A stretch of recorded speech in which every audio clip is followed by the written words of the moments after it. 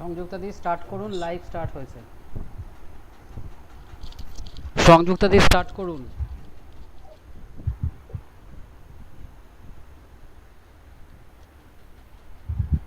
Hello, আমার কথা শোনা যাচ্ছে? হ্যাঁ, শুনতে পাচ্ছি। সংযুক্তা দি স্টার্ট করুন, ইউটিউব লাইভ স্টার্ট হয়েছে 3টে বাজে।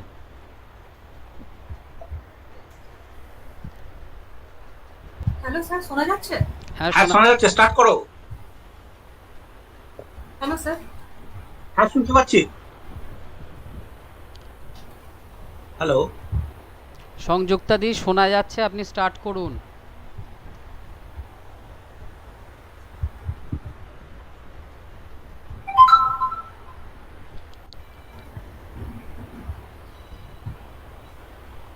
কি হলো?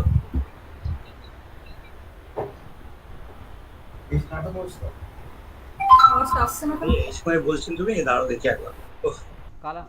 কালাম স্যার ভিডিওটা অফ করুন। কালাম স্যার ভিডিওটা অফ করুন। করি।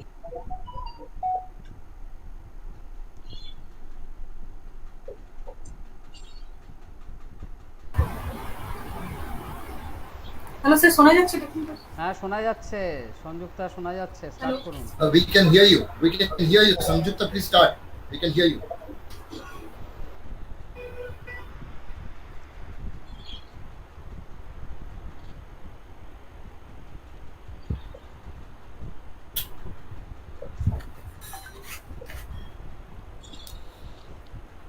I will start, sir.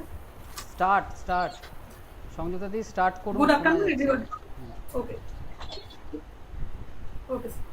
Good afternoon. My great pleasure to welcome you to the national level webinar on teaching, learning and research organized by Central Library under the aegis of IQAC of Kazi Nazrul Mahavidyalaya in collaboration with IQAC Banwarilal Bhalotia College. Today we have gathered virtually for listening the valuable speech from our eminent speaker, Dr. Parthasarathi Mukhopadhyay, HOD and Professor, Department of Library and Information Science, Kollani University, Kollani, and Dr. Bulu Maharana, HOD and Professor, Department of Library and Information Science, Sambalpur University, Sambalpur, Orissa. Professor Mukhopadhyay will deliver lecture on library in virtual learning, goal and role. And Professor Maharana will deliver lecture on Research 2.0 web as a platform for academic research. Participants are requested to attend the session. At the end of the sessions, link of the feedback form will be given and it will be active till 5 p.m. tomorrow. And e-certificates will be given to those participants who will actively submit the feedback form successfully. And it will be dispatched through mail within 7 days from the date of program. And participants, your questions will be entertained through chat box of YouTube. Now I request our TIC sir of Kazi Nazrul Islam Mahavidyalaya, please sir.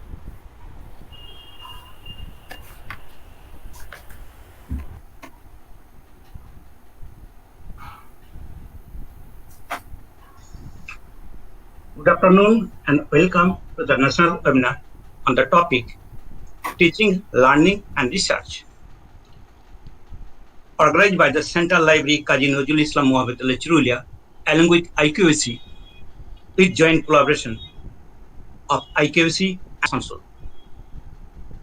It is a great pleasure to welcome our two eminent resource persons, Dr. Parthasarathi Mukhopadhyay, Professor and Head of the Department of Library and Information Science,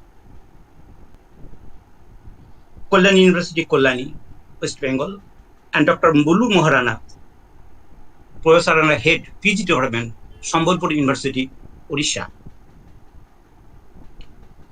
I also convey my heartiest gratitude to my friends, Dr. Amitabh Basu, Principal Asansol BB College, for his active cooperation in this webinar. Thanks to the organizer of both the colleges, Dr. Sanjukta Mondal, she is a newcomer in our college, and also Mr. Abhijit Chakraborty, librarian, along with two coordinators of IQAC, Professor Soumitra Rai and Dr. Sudipto Das, for selecting this popular topic in this webinar. I also welcome our respected participants from India and abroad. Welcome to my friends and colleagues, my students, and ladies and gentlemen. Well, coming to this topic, I think learning is more important than teaching. Teaching has no value if it does not any result in the learning on the part of the students. It is one of the instruments of education and is a special function to impart understanding and skill. That is how learning is meaningful and effective. On the other hand, research-based learning is a teaching and learning concept that encourages students to assume the role of researchers. So there is a close relation between teaching and learning and research. Now during COVID pandemic, the teaching and learning process has been changed and this is almost an web-based tool of e-learning, leaving the stereotype process of physical classroom training. Already, the syllabi and question pattern of different departments have been changed. CBSE has taken an important step by dividing the syllabi and question pattern in two parts, that is, short question and objective in class 11 and descriptive in class 12. I think our eminent research person will discuss the whole issue and enlighten us how to fight against COVID pandemic and enrich us academically. Time is ticking. Thank you all. Hoping grand success of this program. Thank you. Thank you, sir, for giving your valuable time in this program. And now our IQAC coordinator, sir, will say something about this program. Please, sir. Good afternoon, everyone. It gives me great pleasure to introduce you all to this webinar, which has been organized jointly by the two central libraries of Kazi Nazrul Mahavidyalaya Churulia and Banwarilal Bhalotia College, Asansol. In mind the situation that we are going through over the last 15 months or so, I think that as Sir just now has said, that there has been a sea change in the way we look at education and we look at teaching and learning, pedagogy, and we look at research. So keeping all those things in mind, I think that this one-day webinar will enlighten us all on the various facets of the teaching learning processes and research coordinations. I'd also like to take this opportunity to just tell everyone over here that Kazi Nazrul Islam Mahavidyalaya Churulia has kept up with the times over the last 35 years of its existence. And what has happened is that we have been active in organizing workshops, webinars, seminars, and conferences. And despite the pandemic, our enterprise has not gone down even one bit. So this webinar is part of that progression which we carried on even last. And I'm very certain that as that had been a very successful one, and previously the Department of Geography had done a very successful webinar, and another one is coming up, I'm very certain this one too will be a grand success. Thank you so much, everyone. Thank you, sir. Thank you, sir, for your thought. So, without much delay, we move to our next part. Here we welcome our renowned speaker, Dr. Parthasarathi Mukhopadhyay. Dr. Parthasarathi Mukhopadhyay is a professor in Library and Information Science and presently head Department of Library and Information Science, Kalyani University. Professor Mukhopadhyay, a recipient of Best Young Allies Teacher Award, YASLI, is an open source enthusiast and worked as a developer and promoter of many open source projects. He has more than 100 papers in journals and conference volumes and 5 books. In his recent book on interoperability and retrieval is published by UNESCO Paris. Professor Mukhopadhyay acted as metadata consultant for the project NDLI, National Digital Library of India, hosted by IIT Kharagpur. He is presently a member of the Advisory Committee for National Virtual Library Project of Ministry of Culture, Government of India. He developed Vidya Online as e-learning portal for Vidyasagar University in 2006 and presently running 3 online courses in Swarm platform. Now, Sir will deliver lecture on library in virtual learning, goal and role. Please, sir. Thank you, Sangyukta. Respected principal sir and my teaching colleagues from two eminent college of the locality. And during this presentation, I will keep my video feed off and I will share my presentation screen. Before that, let me know that is audio visual okay, or should I increase the volume or something like that? Is it okay for you? Yes, sir, it is okay. It is okay. Please continue. Fine. Okay, fine. So today's topic is basically on e-learning, and unfortunately, we actually use different kind of terminology to indicate e-learning activities interchangeably and synonymously, but that is not the case. What I'm trying to emphasize on these 45 minutes of presentation, that what are the e-learning, what layer as a college you should target, and how library can play a very effective role in that particular 4-quadrant based virtual learning environment. So let us start.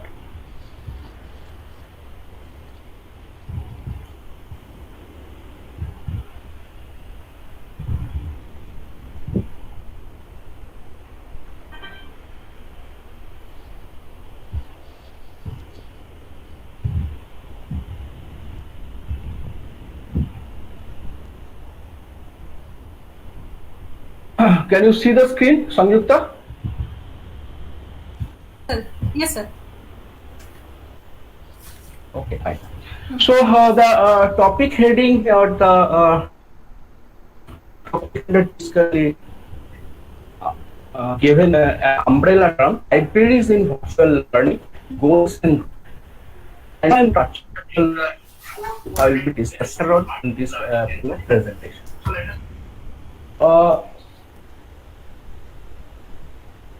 Please mute your microphone, anyone who has. So as a teacher, as a library professionals, we all know the paradigm shift happened. And that paradigm shift actually based on 4 fundamental factors, as respected principals nicely said, that virtual learning is actually changing the face of education per se. That we know right from the last 20-25 years, we are all involved in learning evaluation process. But the entire thing is actually taken a short turn, and we need to understand lot many new things. What are the 4 fundamental facets that are changing the field of teaching, learning, evaluation, and research are as follows.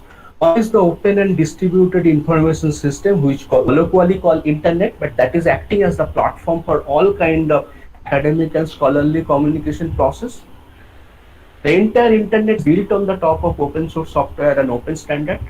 Right at the point of time, lot many of us actually using Mozilla Firefox, Google Chrome web browser, then Google Meet. So all are coming under the free libre open source software, and the entire internet is dominated by different kind of open standards like TCP/IP, HTTP, HTTPS, and so on. And on the these 2 fundamental facets, we are started getting a beautiful product. One, the open access publishing system, another is system.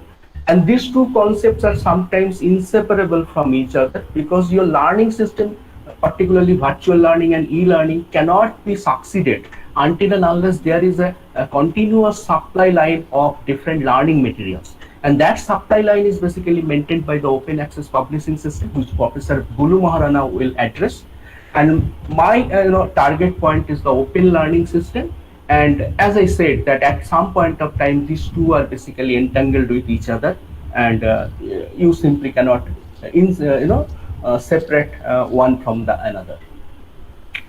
Now, as I said, the paradigm shift already happened. Let me explain this bit, that 2 fundamental or major vehicles of scholarly communications are journals and books. And here you can see how journals are changing their face.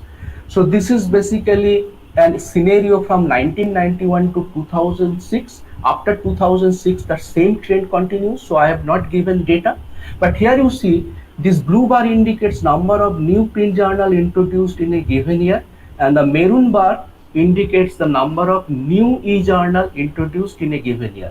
So first e-journal appeared in 1996. Within 4 years, it outnumbered the print journals, and you see the situation is 2006, almost opposite. Now new e-journal actually went up to 3,000, and print journal reduced to 4 to 5, and the same trend continues from 2006 to till date. If we come to the book domain, here also you can see it's a kind of future projection. Here you can see the first part of this slide actually shows you the different kind of revenue generated by the e-book. It's a future projection from 2017 to 2024, and you can see it is steadily increasing, the revenue generation by the e-book from the commercial point of view. And in the bottom part, if you come, it will show you that how use of e-books are increasing from 2017 and the future projection 2024. So here also things are changing like anything, and two major important resources for teaching, learning, evaluation and research are changing their form and formats. Another interesting thing, as I said, that open access is coming in a big way. As a teacher and librarian, you all know what is the concept of open access. I don't want to elaborate. Open access are objects that are freely available, free of cost. The only condition to use them is to acknowledge them. So it has been projected by OCLC, one of the biggest organization in the domain of library services. It's a network of 184 countries, different libraries of belonging to 184 countries. So you can imagine that how big it is. So they predicted that 7 to 50% of all resources are available in the open access channels, and by 2040, 100% resources will be accessible through different kind of open access channel like Gold Path, open access journal, Green Path, open access repositories, Bronze Path dominated by the publisher. Publishers are making that those resources open up in the internet, and the hybrid path. One particular journal may have two parts, or already that trend is coming up. One part is closed access, commercial, another part is open access. So in this way, 100% resources will be available in the world as open access resources, but the difficulty is that these are distributed throughout the world area, because it is their bread and butter to find out information and to feed the teachers that these are the information available from this kind of resources. These are the Pathfinder tools where you can log on, and from a single window search system you can have everything in your purview. So that is the role of a librarian, to find out, to discover, to rediscover, and to give that particular input to the teachers, because teachers are busy in different other jobs. So that will be a very interesting trend in the domain of e-learning, how librarians are basically coping in this changing scenario. But apart from this format, apart from the pandemic situation what we are going through now, there are many additional elements that are basically helping to thrive e-learning system. My point here is very simple, that e-learning is here not because of the pandemic situation. Pandemic situation actually forced something upon us very quickly as an emergency state of situation. But e-learning is the future, or virtual learning is actually the future of learning because of many inherent qualities. So let me talk those inherent qualities and attributes which can which can play a significant role in changing the face of education. First one is the population explosion. More and more people are alive now than in the entirety of human history. So more and more people are coming to the higher education and research, and the result is more and more input to the volume of research. So population explosion is directly proportional to the input to knowledge. Input to knowledge, particularly in the higher academics and research. From the information explosion, just a simple mathematics I am giving you. In a given minute, citizen of the world is receiving 2 gigabyte of textual data, because nowadays there are different kind of socio-academic channels, different kind of social networking tools, blogs, and many other academic resources are available. It's not only journal and book anymore. So from this number of channels, we are basically bombarded, and in every given minute we are receiving 2 gigabyte of textual data. But the silver line is that in this particular cloud, because it is basically giving us again a significant role to be played by the librarian in this post-truth era. That is student kind of information those are basically throwing upon us. The next important thing is that we are slowly moving towards the information economy, where from a goods producing society, we are basically moving towards the knowledge producing society. And that is called information economy or knowledge economy. One simple example I am giving to you, that if you take just a look around you at this given point, you can see that 80% of the technologies surrounding you are basically either processing information or communicating information, or they are doing both at the same time. For example, your laptop, they are processing information as well as communicating information because of the convergence of information technologies and communication technologies. So never has information been so important in the history of the human civilization. Never has technology been so focused on the access of information. Every technology is either processing or communicating information. So as a result, what is happening, on the one hand we have population explosion, on the other hand we have information explosion. Lot many tools and technologies are supporting this integration of these two, and knowledge is changing very fast. So what we teach our student in their first year of UG program or PG program, that becomes outdated by the time they are having their graduate degree or postgraduate degree. So every 6 months knowledge is basically changing, and that's why UGC CBCS format given a strict instruction that every 3 years you need to change your curricula or syllabus. But that is also not actually doing any good in compare with the rate of the change. So this is the situation, globally true, not only true for India, for the entire countries, and we are all bound to get on with it. That is the misery of the problem, that we are bound to fit us in this particular changing window. And Peter Drucker, that one of the management guru of our time, he said once, 15 years ago, that the continuing professional education of the adult will be the #1 industry in the next 30 years. And that is again coming as a true thing, because you see, as a teacher, you are in the middle of your career at the age of 45 to 50, and at this age again you are picking up skills. So focused courseware will be more valuable than the traditional diplomas and other things. I want to know this particular, I want to have this particular skill. It will be a 40 hours course, and if you spend that 40 hours, these are the outcome and these are the takeaway skills from this particular course. So that kind of focused courseware is basically the future, as predicted by one of the visionary people of our time, Peter Drucker. And Alvin Toffler, the famous novelist, he said once that the illiterate of the 21st century will not be those who cannot read or write, but those who cannot learn, unlearn, and relearn. As principal sir again placed very nicely, that the question pattern is very important in a virtual learning environment, in an open book system. In an open book system, you cannot ask students who, what, where, how, this kind of question. We need to judge their rational mentality, not the memory. So our present academic situation is basically taking an exam on the top of memory of a student. But the present situation is basically compelling us to design a system which can take the rationality judgment from a student. So that is the catch line of the 21st century learning. Learn, you have to learn new things. Unlearn, you have to unlearn or forget all the older things and again relearn. So learn, unlearn, and relearn is the slogan or the catch line of this particular virtual learn.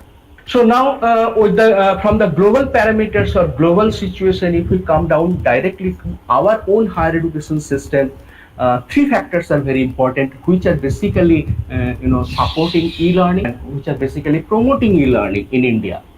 And beyond pandemic, I'm not taking into consideration this pandemic situation. It's a temporary situation. By another 6 months, it will be over, hopefully.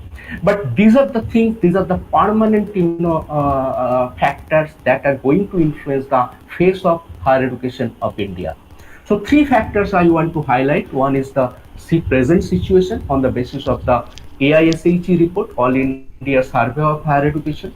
All college and university must take part in it. The latest one I will be covering. Demographic bonus, a new concept is coming in the education sector, and the budget of higher education.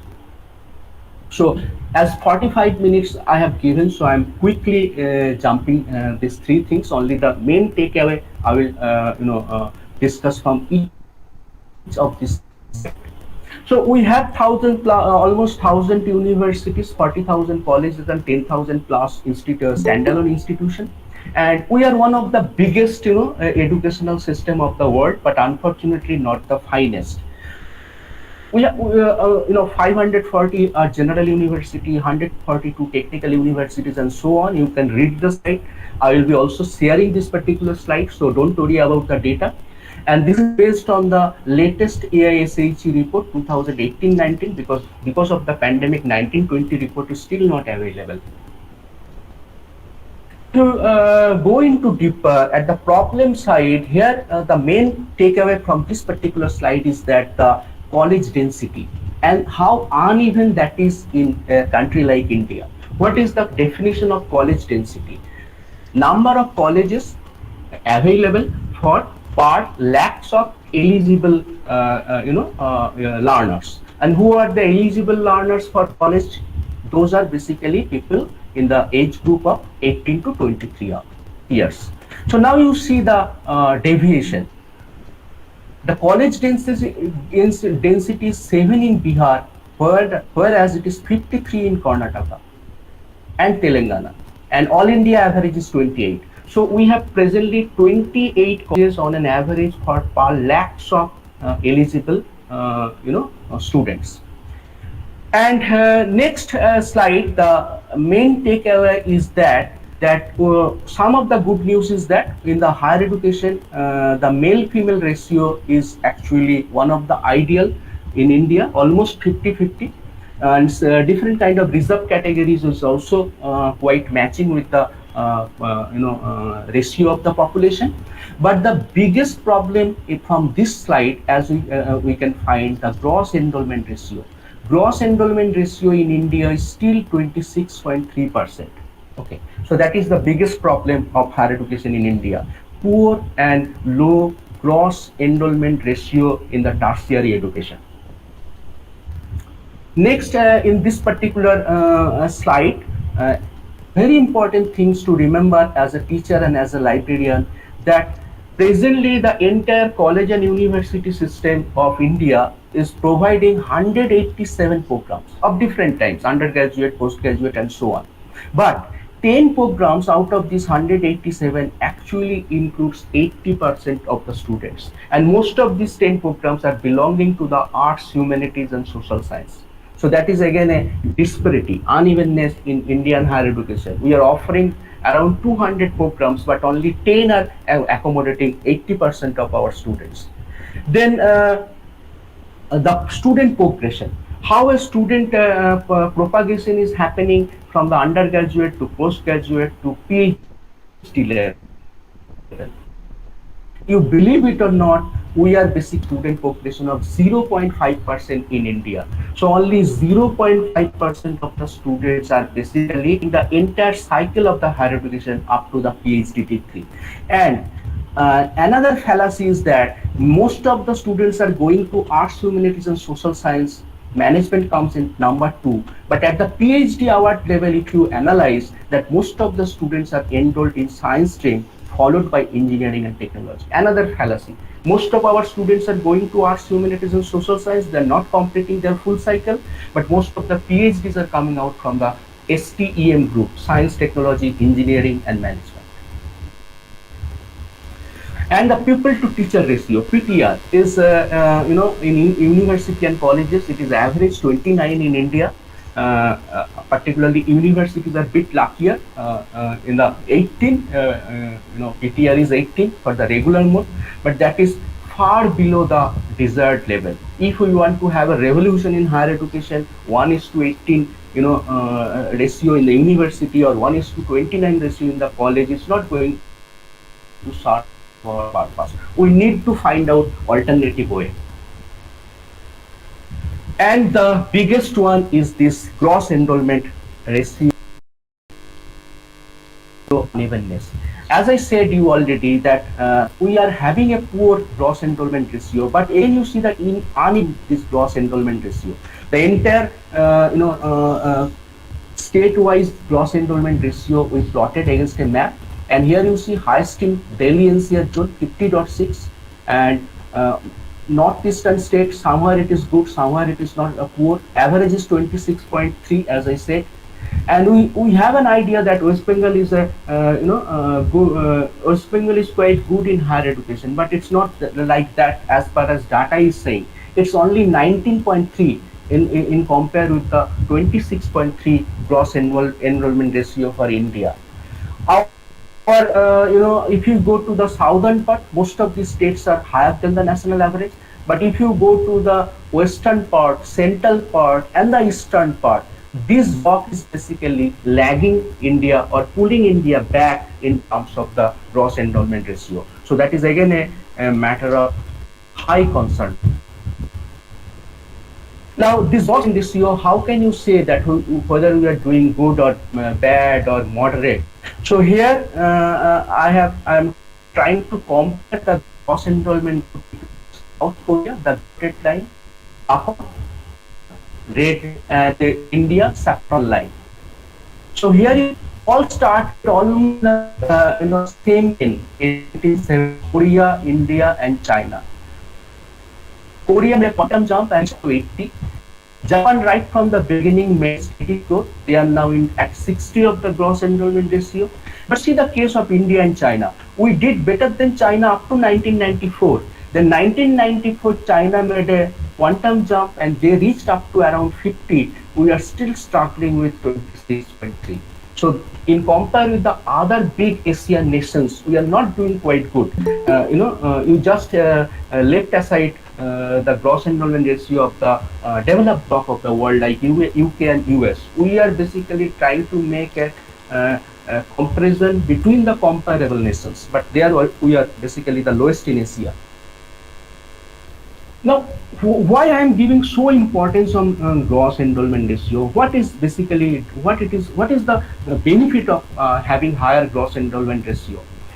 The benefit is that your gross enrollment ratio is directly proportional to the research output. Let me show you a very simple fact. All of you will understand that you all know the Scopus database, the biggest bibliographic database from Elsevier. So we have taken the Scopus database snapshot from 1996 to 2020, 25 years of time. And these 25 years of time, you see, United States 120 million, China produced almost 60 million, India still in 9th position in the top 10 of the country, but we have produced only 17 millions of research objects, particularly in the form of journal articles, technical reports, conference proceedings, and so on. So you can understand that higher is the gross enrollment ratio, better is the scientific output, and no one takes you seriously in education until and unless you are giving something back to the knowledge pool. You can easily compare in our own country that we do not take very seriously the distance education. Why? Because distance education till date has not given anything back to the knowledge pool. They are basically the consumer of knowledge, not the contributor of knowledge. And in the domain of education, if you are not the contributor of knowledge, nobody takes you seriously. Fortunately, we still manage the top 10 position. But if this is the trend we are going, if we do not do anything for increasing our gross enrollment ratio, better and better participation from the students in the frontiers of higher education, then I do not know how many years we can keep these positions still unaffected. So that is the thing, that is the big thing associated with this thing.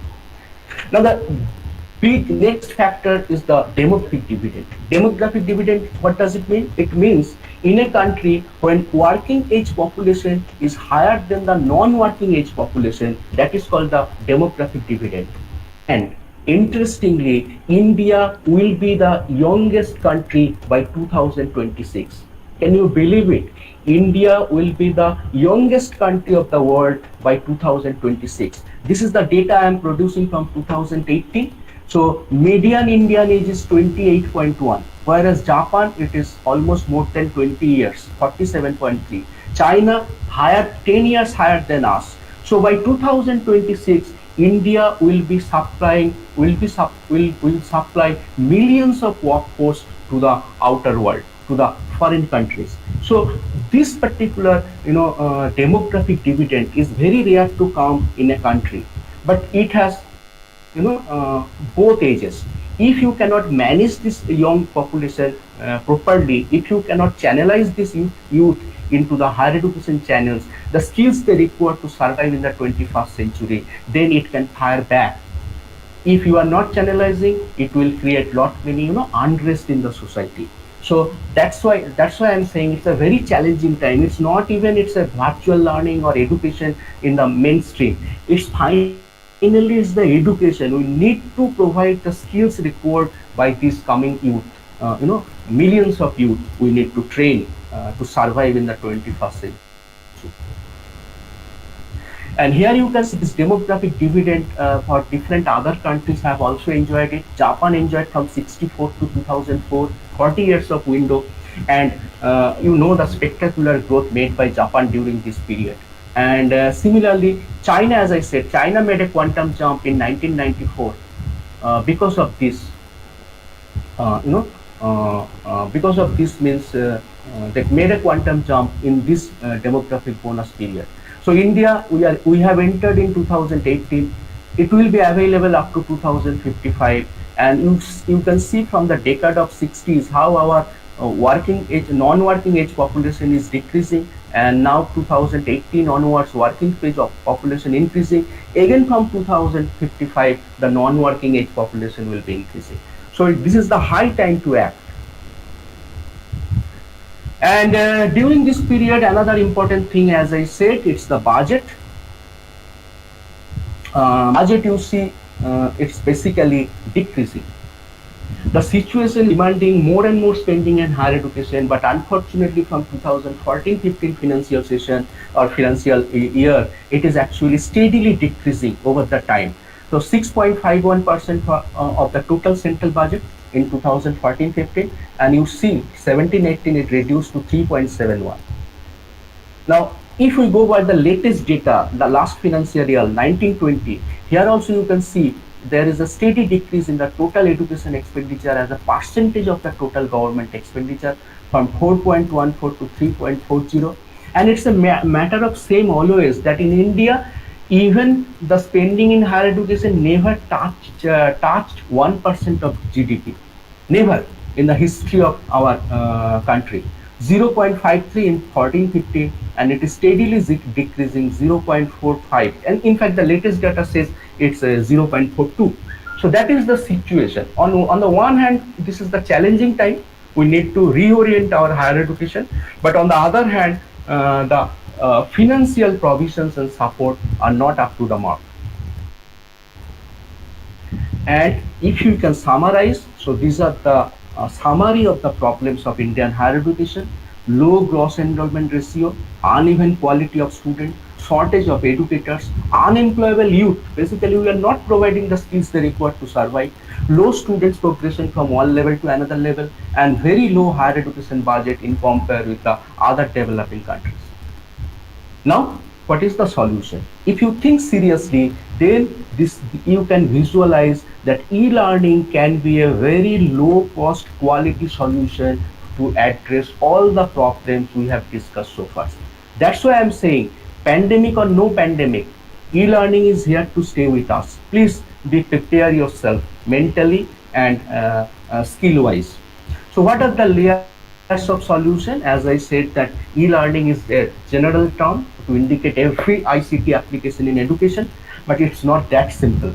Depending on different genre and different kind of facilities available, opportunities we use, we can divide the entire thing into three groups basically: digital learning environment, when you are offering a structured coursework over the network in an interactive mode.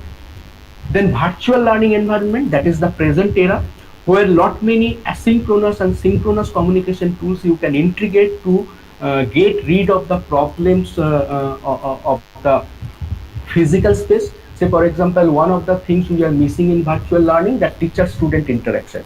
So in virtual learning environment there will be many synchronous and asynchronous tools to make this particular provision interactive and participative in nature, through chat room, through different kind of discussion forum, through wiki development, through glossary development, collaborative project, real-time workshop. So these are the things that are actually integrated with the digital learning. So when digital learning is actually attached to it, lot many virtual communication tools, that we call a virtual learning environment. And the next era is the managed learning environment, and these are basically again a steady progression. Overnight you cannot have managed learning environment. You need to have virtual learning environment first.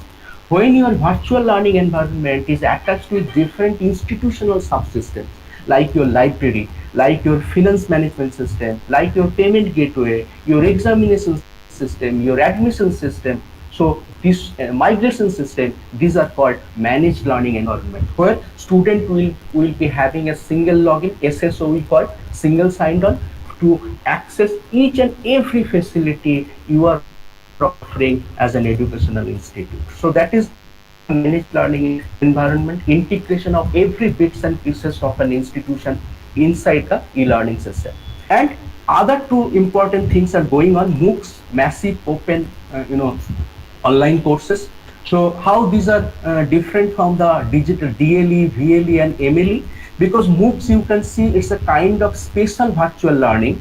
Virtual learning is basically meant for a single institution or a group institution, like the two colleges are jointly collaborating each other to conduct this webinar. Similarly, there will be different kind of college cluster to offer virtual learning. So either it's a single institution or a group of related institution. But in the MOOCs, your target is the entire world. So it is massive. Any number of learner, any number of courses, any number of teachers. So lot many investment is required to maintain that infrastructure. For a single college, for a single university, it is not possible in India. That's why Ministry of HRT started the project called SWAYAM.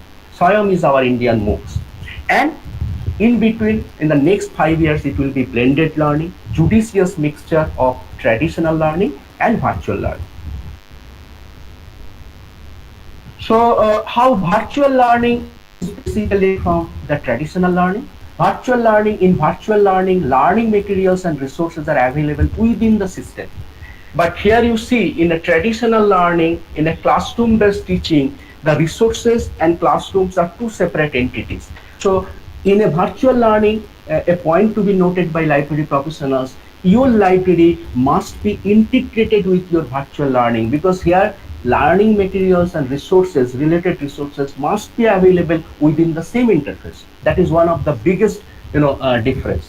Second biggest difference is that in TLE we are giving institute driven time and learning space, 10 to 5 for colleges.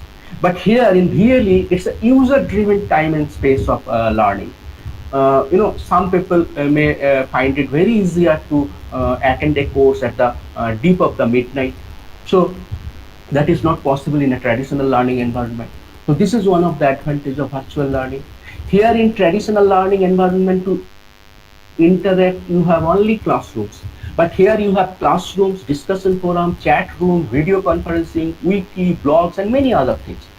And in case of a traditional learning, the tracking system is very poor. I simply do not know what my students are doing beyond classroom.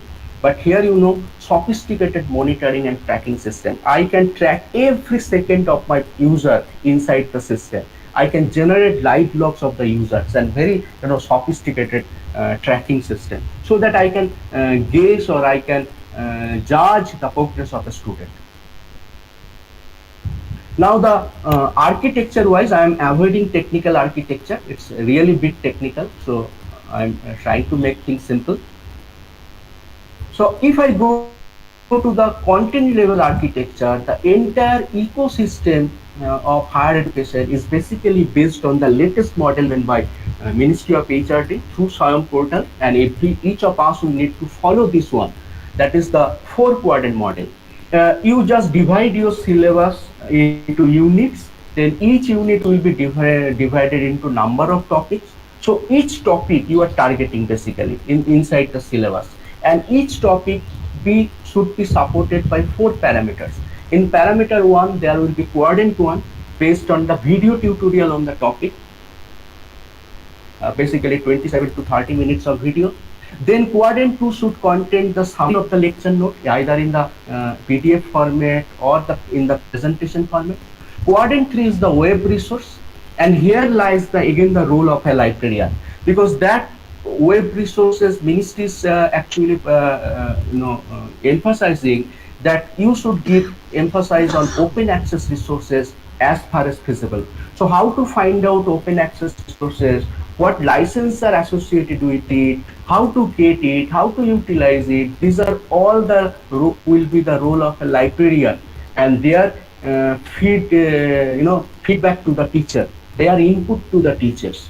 Quadrant 3 is basically you need to take the help of a library professionals as a teacher, and quadrant 4 is basically the domain of the teacher, how you are going to evaluate online assignment, workshop, MCQ, different types of MCQ, and so on. So these are the 4 quadrants against a given parameter. And in the quadrant 3, I'm just emphasize on the from the point of view of a librarian. In the quadrant 3, what librarians can help, they can identify different open access and open educational resources, what licensing, what is the degree of freedom associated with that license, how can I utilize inside my system. Reference management software, because ultimately teacher need to produce a list in standard citation format. So how to use different kind of reference management software to produce that list. Librarians are champion of that. They can share their skills with the teacher. And to find out different kind of open courses, there are different repositories for open courses which you can utilize as it is basis in your educational system. For example, I utilize one open course on soft skill, on the technical writing. So that technical writing course I have actually borrowed from a university in Spain, and that is legally possible inside the legal framework. So how can I identify different related courses? That is also a matter of great search skill, and librarians can help. Quadrant 2 you also need when you are preparing your e-text, lot many open access resources, open learning objects, slide repositories, slide preparation tools. Again, library professionals can help a teacher in this direction.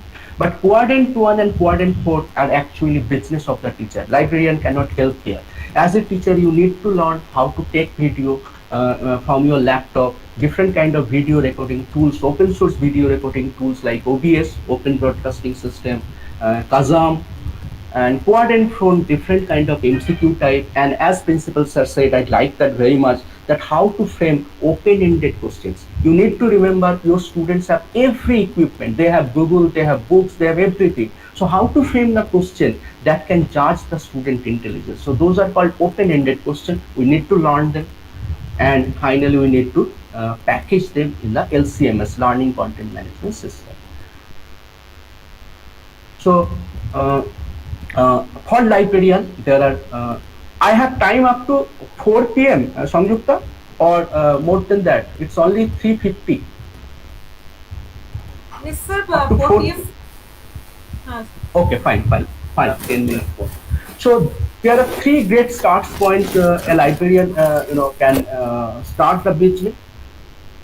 One is the oercommons.org. Many interesting things you can find it out. Both library professionals and teacher, you can download as a package. Yeah, here you can see one of the advantage of OER. You can also select the educational level against a search query that is not generally available with other OER systems, open educational resources. So that is the one start point. Second is the oeconsortium.org. So in different countries, there are different national repositories. Like we have Sud Ganga of thesis repository. Similarly, countries are now having their e-learning repositories. So OE consortium is a single place where you can find out listing by country-wise and subject-wise. So you can check what are the different kind of OER repositories available in different countries. So that is another meta tool.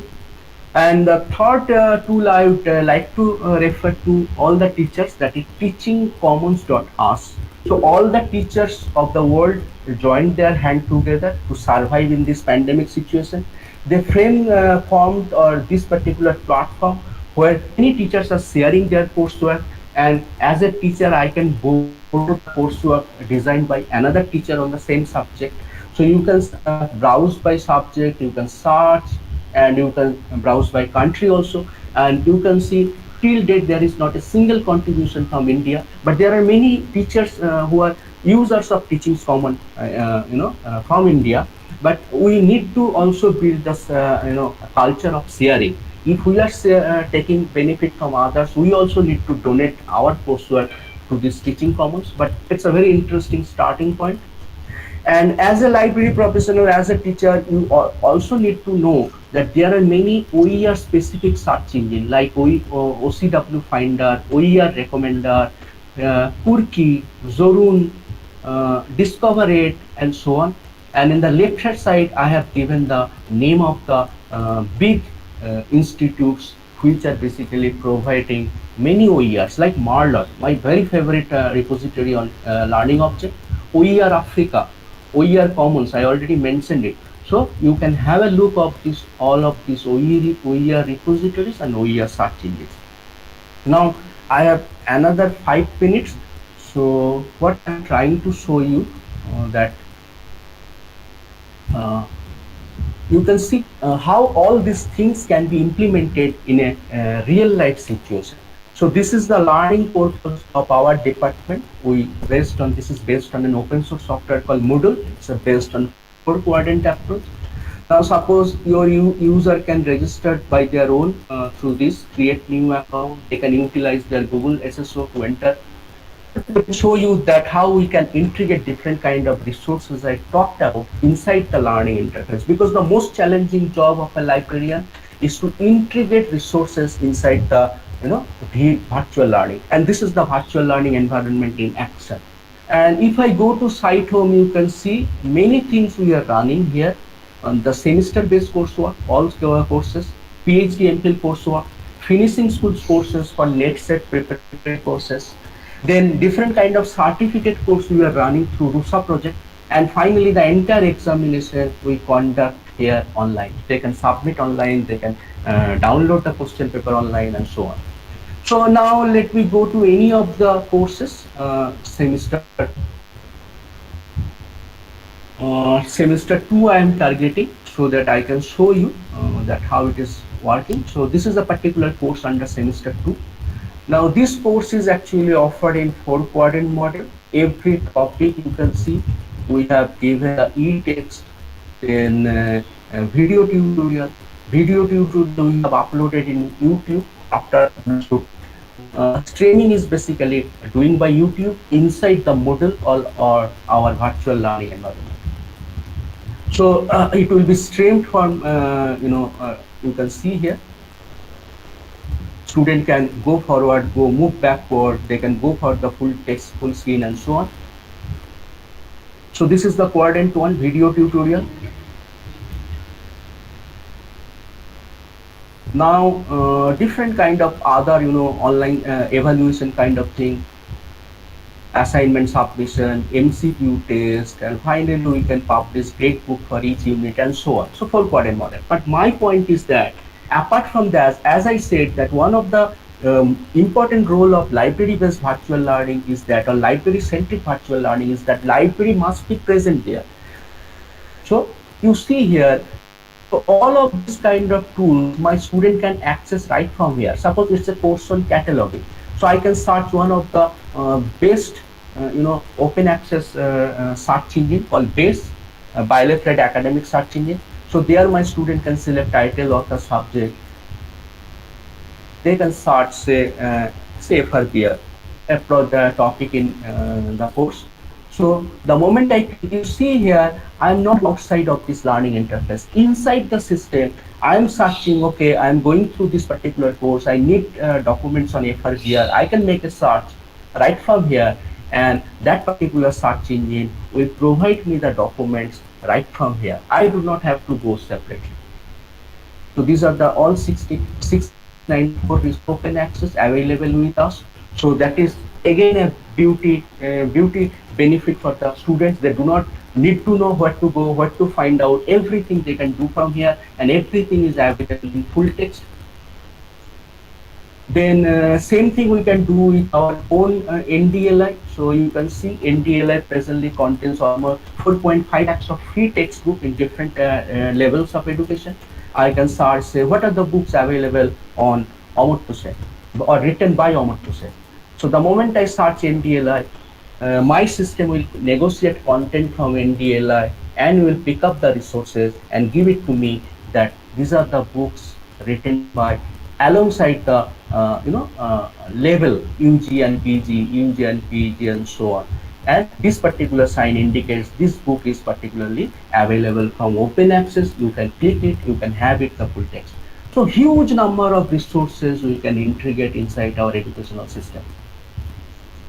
And the same way, WorldCat, IntCat, Lens, you have it, you name it, we have it kind of thing. Everything you can enter. So all the resources which will be discussed later on by Professor Maharana, that you can integrate very easily through HTML blocking here in Moodle or in your virtual learning environment. The little bit of is that how you are integrating your own catalog here. So let me show in the last interface or the last part of my presentation. So suppose this is my library OPAC. My student do not need to go to that particular OPAC. Right from here, they can select I want book written by Mahatma Gandhi.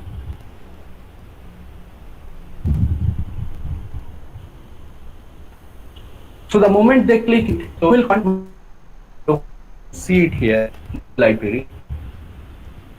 And I'm not going outside my unit. Books up every time particular is repository in full text. My system can give my student a name. This book I have full text. You can download or you can read. So suppose popular writing, my experiments with truth.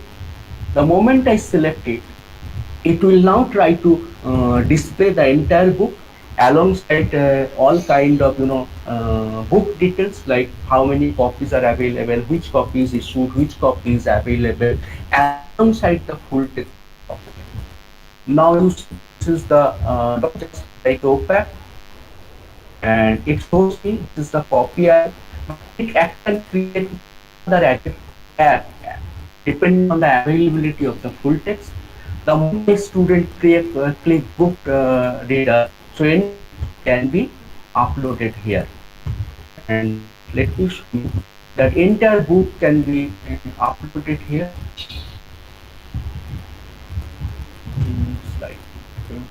So I can now scroll down. Don't worry, I will be showing you the full text. So this is the book, you can see. They can see, and this is a flip book reader. That means what I can do, I can I can go forward and backward. I can download the book, I can read the book, I can print the book, I can search for any of these particular places like a table here, last page, first page, everywhere. I can print, I can download, I can search within everything. So this way our own resources as well as resources available from different kind of open access and directly go to page, zoom in, I can zoom out, many other, these are called flipbook reader, and that can be easily incorporated with the scripting with the OPAC. So your students are getting your library inside the VLE, and not only the library, if a book is available in full text, the entire book of the or entire document. and now stop sharing. And I don't know whether you are planning question answer session now or later on.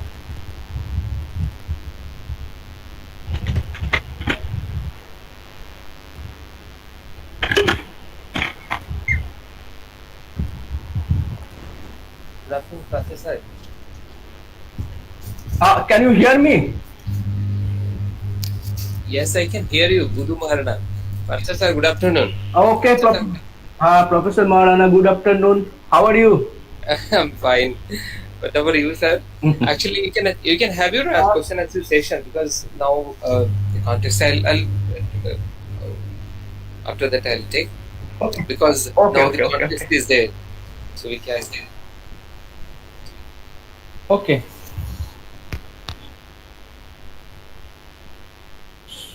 So Abhijit, can you start this one or someone else will start? I don't know. Samjukta, hello.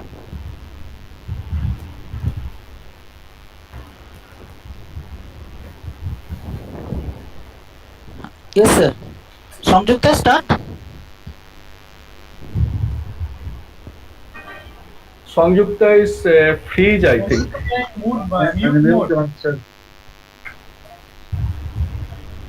Hello. Carry on, Samjukta, carry on. Thank you, sir, for your valuable speech. And the virtual learning is one of the major part in this pandemic situation. We have hope that this information will help us to benefit of our users. For participants, this is for your kind information. We will start the question answer session after the end of 2 sessions. Okay. Okay.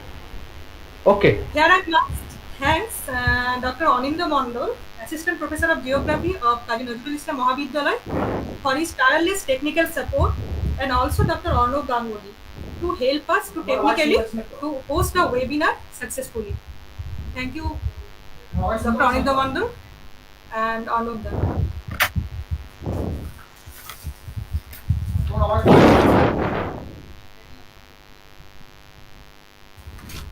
Now over to Abhijit Chakrabarty, librarian of Banwaliar Bhalotia College, to introduce our next speaker, Dr. Bulu Maharana. Thank you, Samjukta. Dr. Bulu Maharana presently is a professor and head of PG Department of LIS in Sambalpur University, Odisha. He is an MA in Economics and MPhil and PhD from Sambalpur University. He has also cleared UGC NET with JRF. He has published many research papers in different national and international journals of repute. He presented many papers in national and international conferences. He supervised many MPhil dissertation and PhD thesis in LIS. He acted as a resource person in different national and state level workshops and seminars.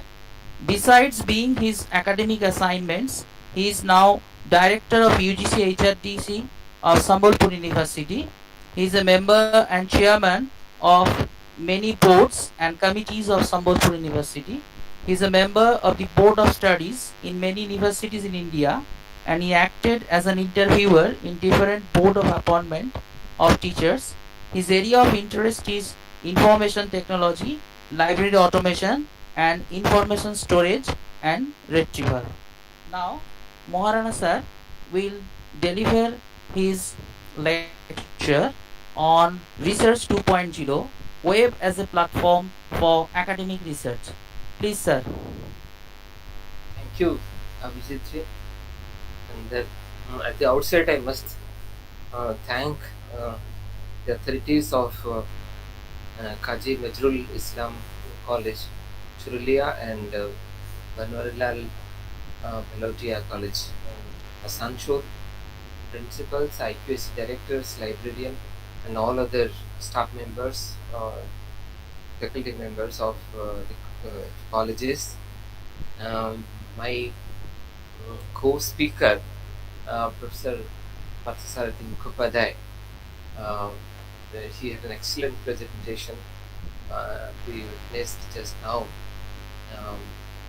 on virtual learning, and all the participants who are on the YouTube platform attending this particular session.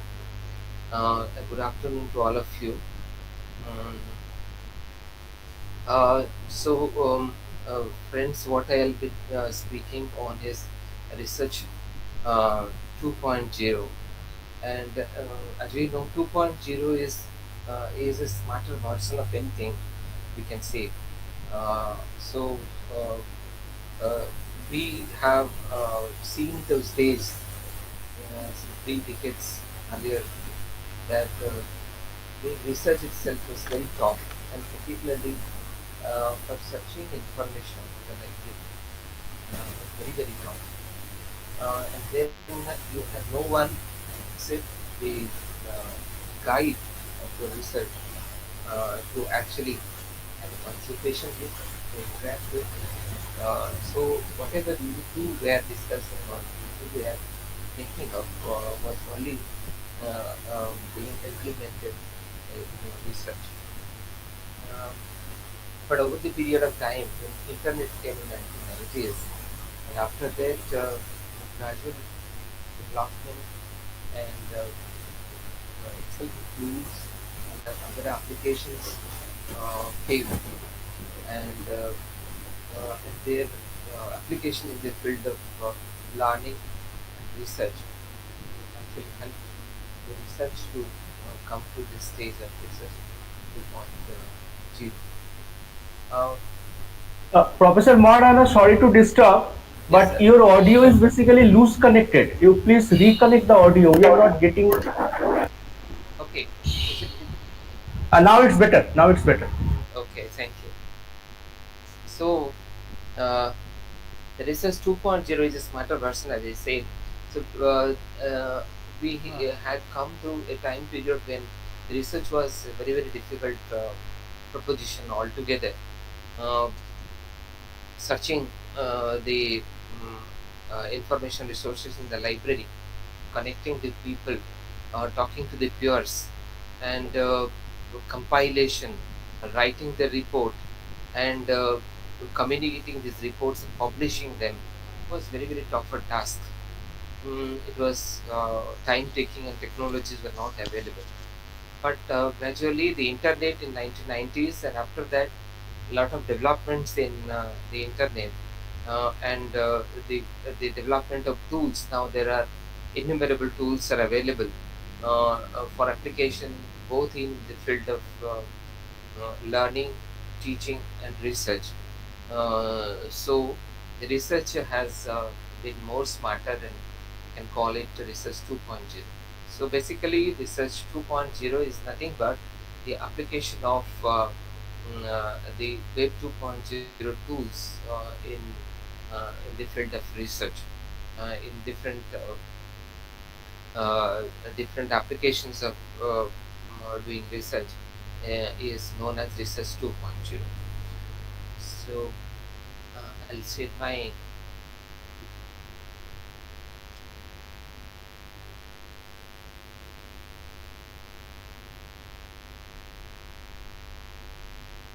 is it visible? Is it visible? Huh? Yes, sir. Yes, sir. Okay, okay.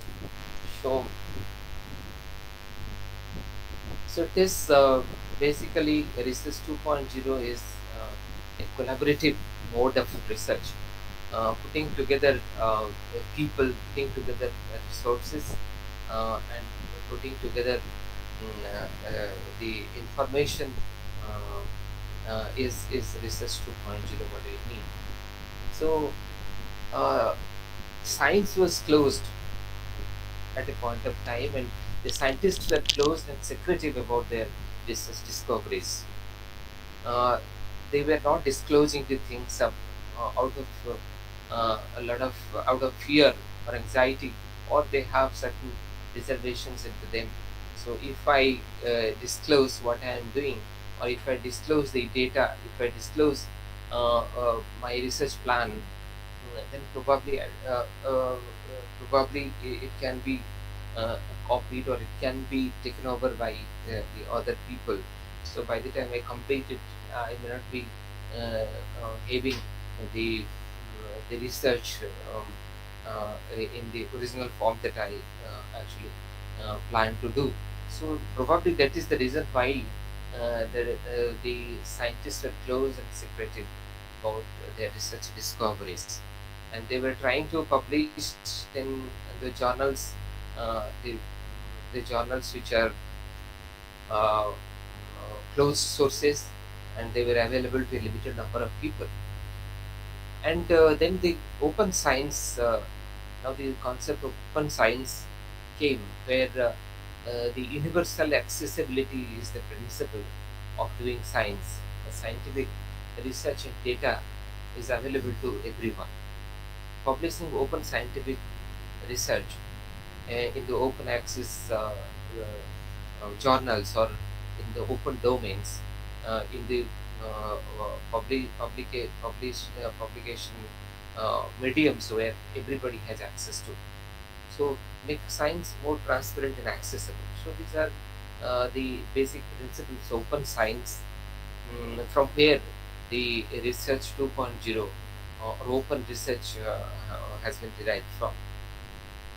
And the advantages are that greater availability and accessibility, because if the research is not immediately available to the peers, to the followers, and to those who are interested in that particular area of research, and so to say to everyone in the society, um, then probably the value of the research is not fully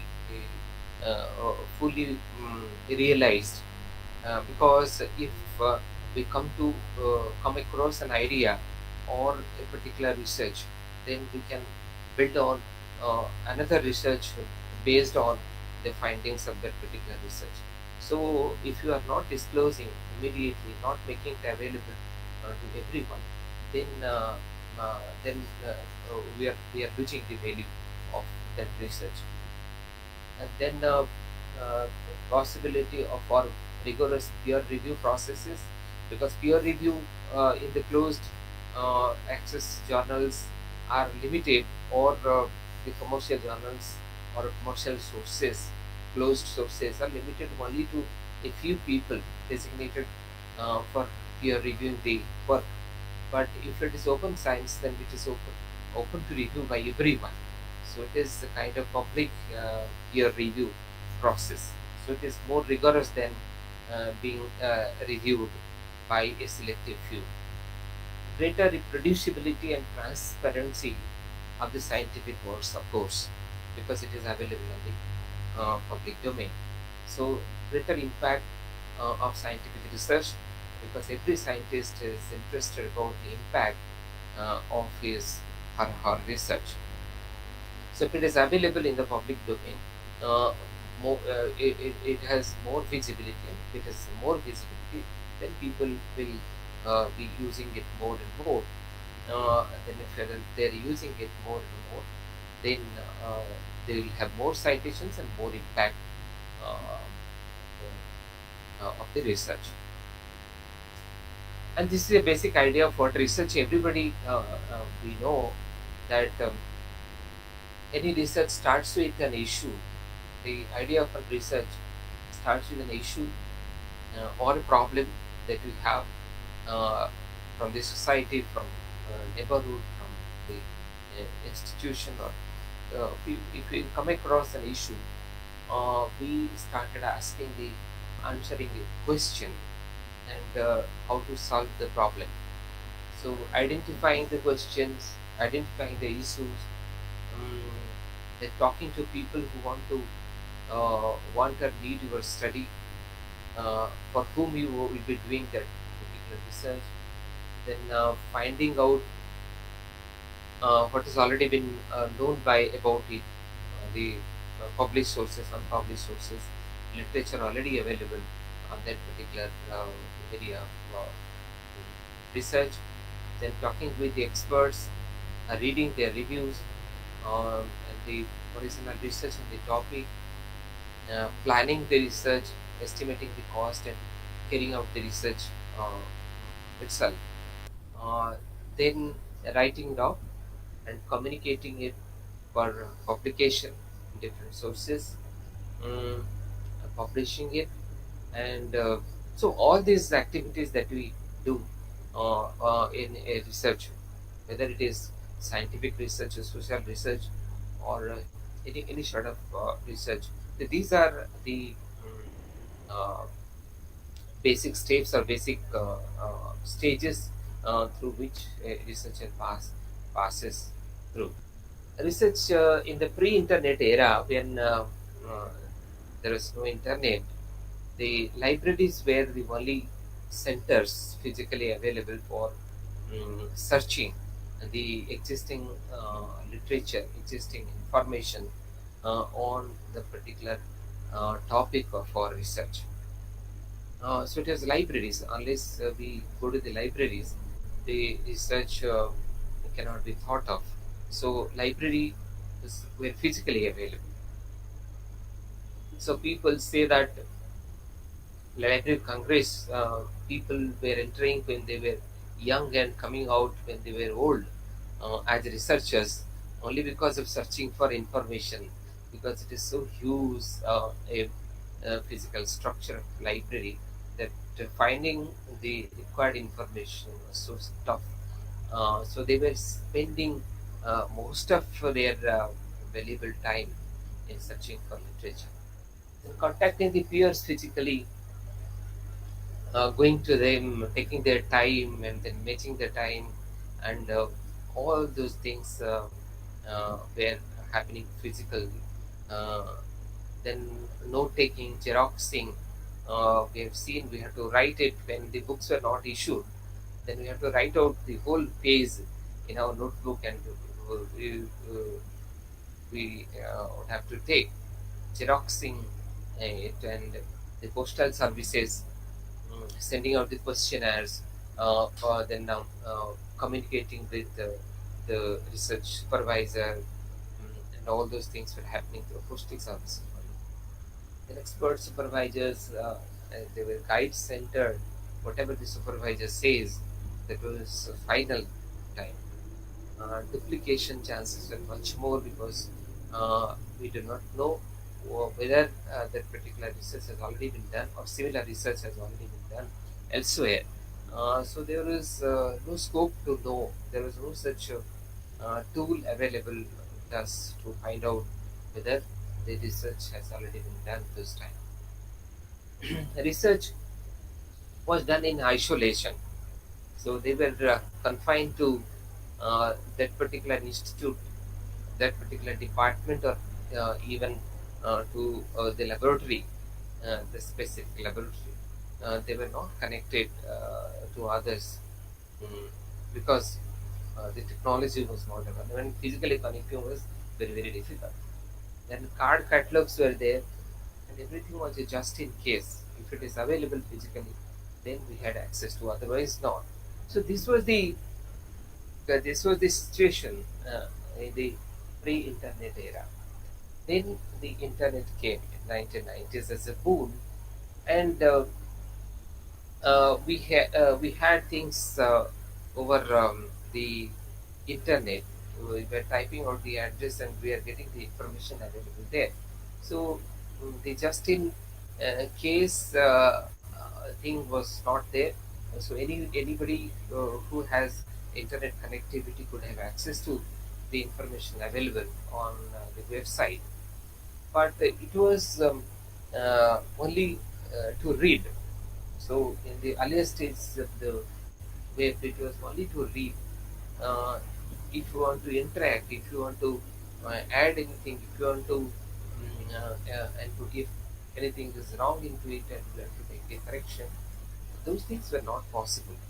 It was read only, and sharing of information was the only means that we have to do. Uh, connect the information. Uh, Connecting the information, the hypertext were there. If you're clicking on there, going to another page, so that way we're connecting to information, one information object to another information object, and the content was static mostly, with one-way communication. Uh, Somebody has uploaded the content, somebody has written the content to the page, and we were only have to download, save, or print, or use it.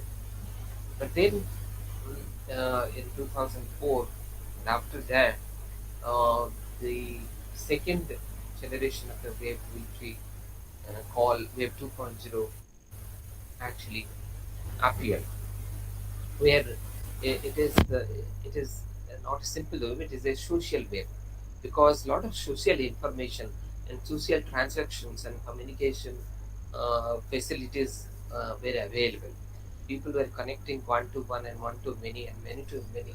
So that actually made lot of social information, personal information available on the internet. People were able to upload the information. People were able to add the information. So that is why we call it as a social web. And it was both a read and write case. If somebody is asking us a question, we are able to answer him on a real-time basis. So that was possible. Then interaction on real-time, online and offline, both real-time and offline mode was possible, and connect the people. So connecting the information in the earlier generation of the web, now we can connect people to people so easily over various platforms. So that actually added the efficiency of the web as a platform. Then dynamic with the two-way communication. The content was dynamic. Content was dynamic. We can add the content. We can modify the content like that. So it is the same thing, but with the next generation of web, and consumption as well as contribution of information, many to many architecture, and way to use the global network in a collaborative way, collaboratively together. We work like earlier. They were confined only to one or one individual and his work. Now many people together are working for the same purpose, and amazing socialization happening, because here a seamless connectivity among the people is possible. So this is the transition happened, information silos to information sharing. Uh, uh, this is the transition.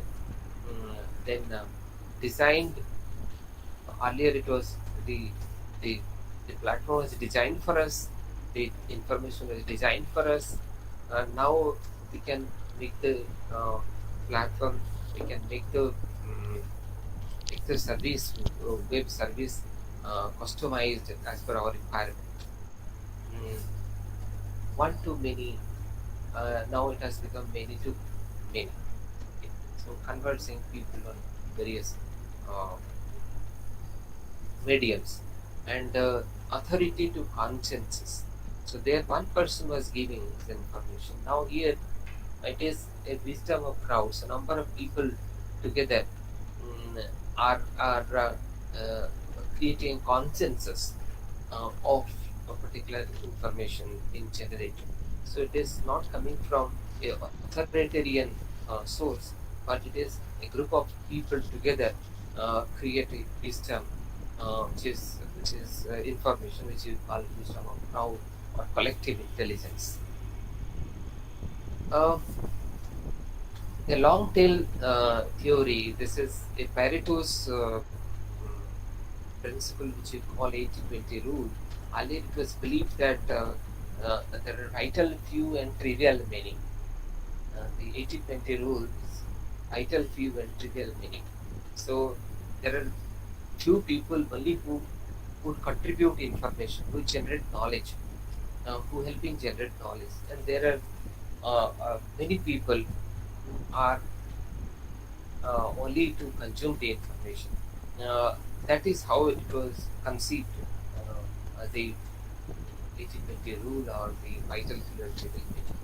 But gradually, when the internet came, and it revolutionized whole the entire process of communication and the business of in knowledge generation altogether.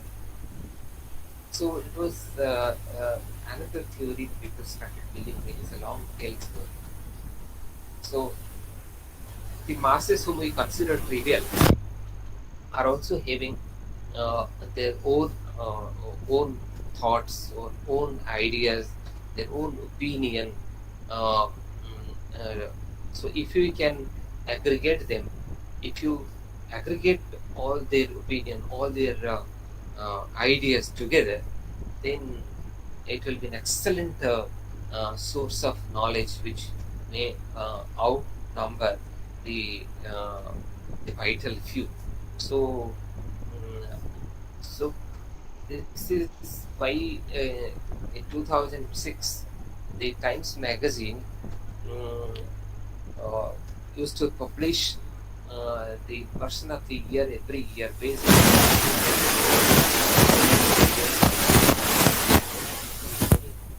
Big Bachchan and the Master Blasters Sachin Tendulkar. People appeared in this magazine as person of the year, and 2006 we find a picture like this, person of the year, and it's you, it's me and you and every common man. So why is because the technology has made us so capable and so capable and powerful that every one of us has become a person here, because we can connect to any one of the life. We can work whatever we would like to do. Basically, the internet provided platform for information communication. So that is why the Times magazine had this person of the year. This stories of story that everybody probably be knowing, and this story also explains about the basic principle is collaboration and participation and sharing. Sharing, collaboration, and participation are the Bulu sir, I'm sorry to interrupt, sir. I think your audio, the headphone is having some problems. okay. It's much better now, sir. Okay, sir. So, so basically, this the story tells that it is a European story, folk tale, that a person was moving with a stone in his hand, and people asked that about that stone. He said this is a magic stone, and people were curious of what magic the stone can do, and then he asked people that he is going to prepare delicious soup out of it, and then people were astonished to find how he is going to prepare the soup, and he asked people to put some water, put the fire, put the pot and put some fire, and then put the stone inside, and they said now the soup is now being prepared. If anybody of you have this test of your interest, you can request material and put it inside so that you can have your own taste. So people went to their houses. Somebody brought the cabbage, somebody's carrot, some people something, and they put all those materials into it, and then finally it was delicious. And this story tells about the beauty of the Web 2.0 technology, where it given a mechanism, a platform to connecting each one of us, so that every one of us having some material, if you put together, then certainly this is going to be. So this is the basic principles of this Web 2.0. And definition that Web 2.0 is it is the adoption and use of various social media, basically within social media tools to enhance the academic research process and to promote knowledge dissemination. So these are the basic understanding of Web 2.0 is by here. If we are putting a social media using for our research and promoting knowledge disseminations through those platforms, then we call this as Research 2.0. It is of course a subset of open science, and basically when we talk about Research 2.0, it's 5 things we talk about: Discovery 2.0, Collaboration 2.0, Funding 2.0, Research 2.0, and Reputation 2.0. Now, discovery, we know that from searching through the card catalogs and searching and scanning through the heaps of books in the library, we know how to find out the things wherever it is that we have come across, how the libraries are interconnected, how the discovery systems are putting into looping all those services into a single interface, so that we only give our search term, and irrespective of the source where it is available, we are getting it. We retrieve those information about that we are interested in. So the collaboration also, there is a smarter way of collaboration among the people. There are various platforms where we can create our accounts, we can create our profile, and once we create our profile, then we immediately get connected with so many of them already there. So we become one of the millions of members into a particular group. So there is immense collaboration happening in every field, let alone the research only. Every field, a lot of collaboration is happening. And this funding 2.0, now this funding, research funding is one of the very important aspect, because if you are doing a scientific research, it needs huge funding. So what we are actually depending upon is basically some institutional sources of funding for our research. Okay, and mostly they are from the public sector, governmental agencies. Okay, but now we find that the sources, now the research funding, because of many regions are now have gone very down in there is a crunch in the research funding. So therefore now people think of the crowdfunding to their research. There are this is research funding 2.0. People say there are many projects, many big projects in the world are now based on the crowdfunding. Okay, so crowdfunding is, if somebody is doing a research, then he should let the public know what benefit that research is going to give into the community, and thereby to each individual in that community. So people will feel a part of that research project, and they will start donating to it. They will start funding the research, as in other such projects people fund, commercial project and business projects people used to fund. Likewise, in research projects also people individually they fund, and that is how the crowdfunding is generated. So crowdfunding has immense power. So there is no limit of funding which can be created if crowdfunding sources are tapped, and utilized. And the reputation is also, research reputation is multiplied, because if it is available on the public domains and it is disseminated at a very faster rate and to each one of the members in the community, naturally people will apply the research. People will directly get the benefit. They will use that research. They work on that, develop on that particular research, and therefore the reputation encourages.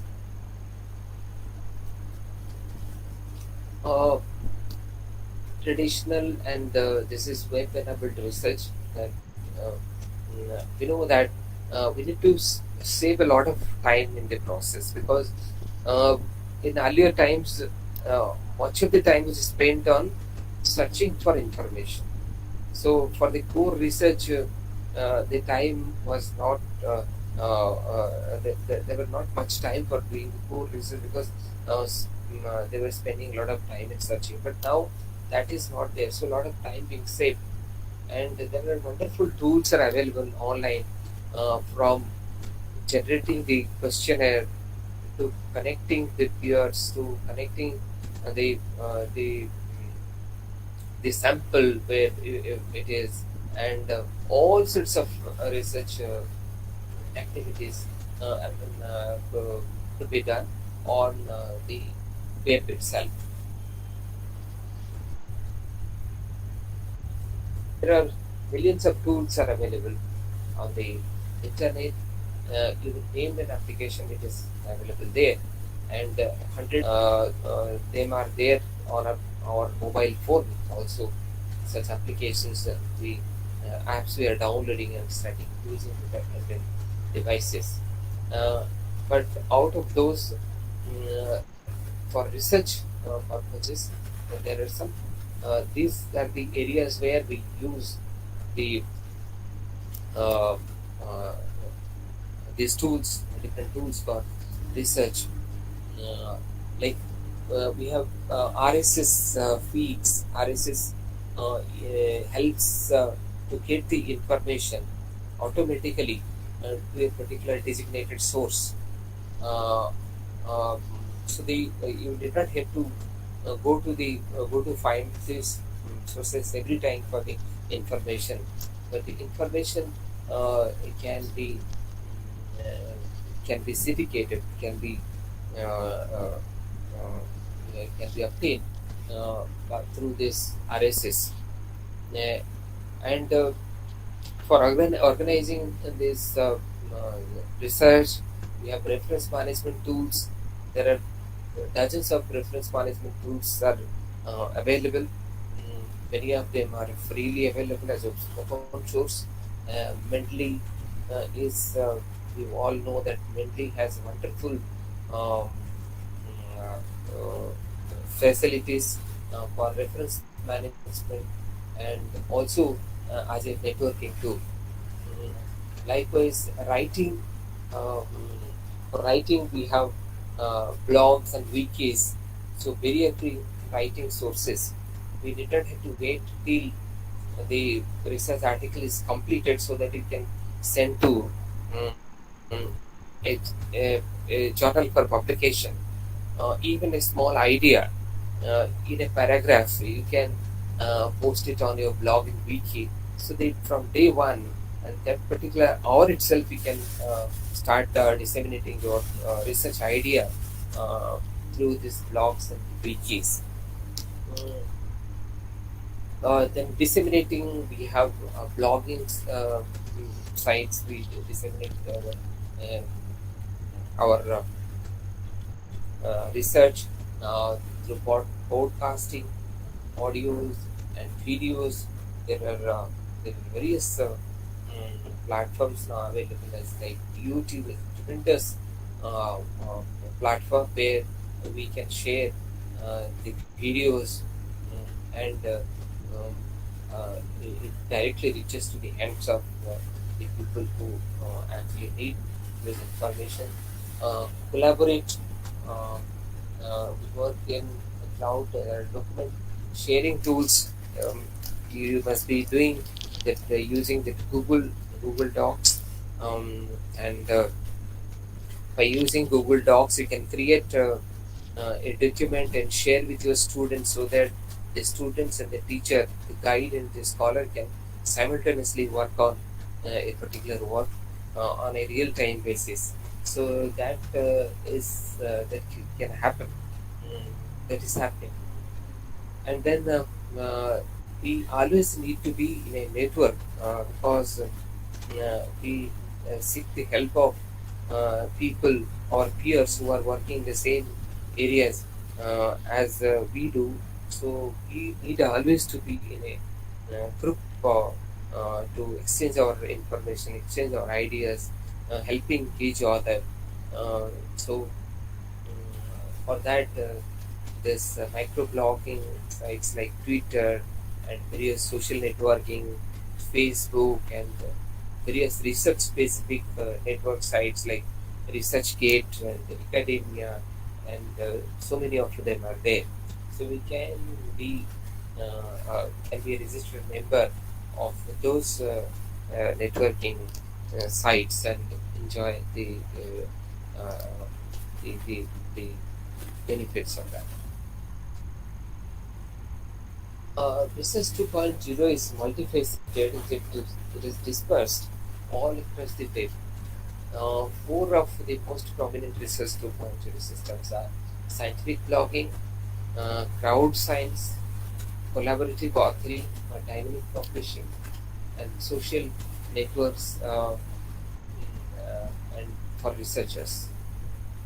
So, uh, why do scientific blogging is required is it refines your writing skills.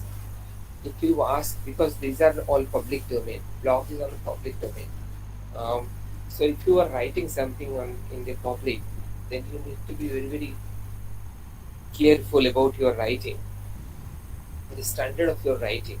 So that gradually improves the writing skill of both the students, scholars, and the teachers.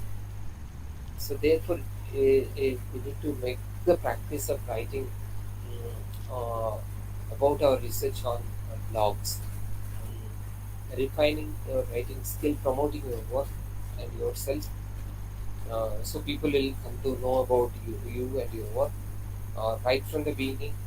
Then you can also educate the public by that process. People who get the first-hand information direct from the blog, and it will be very useful for them. Networking with others in the field, initiating collaborations, and receiving feedback on your ideas in an informal setting. So these are the things which we can. So there are a number of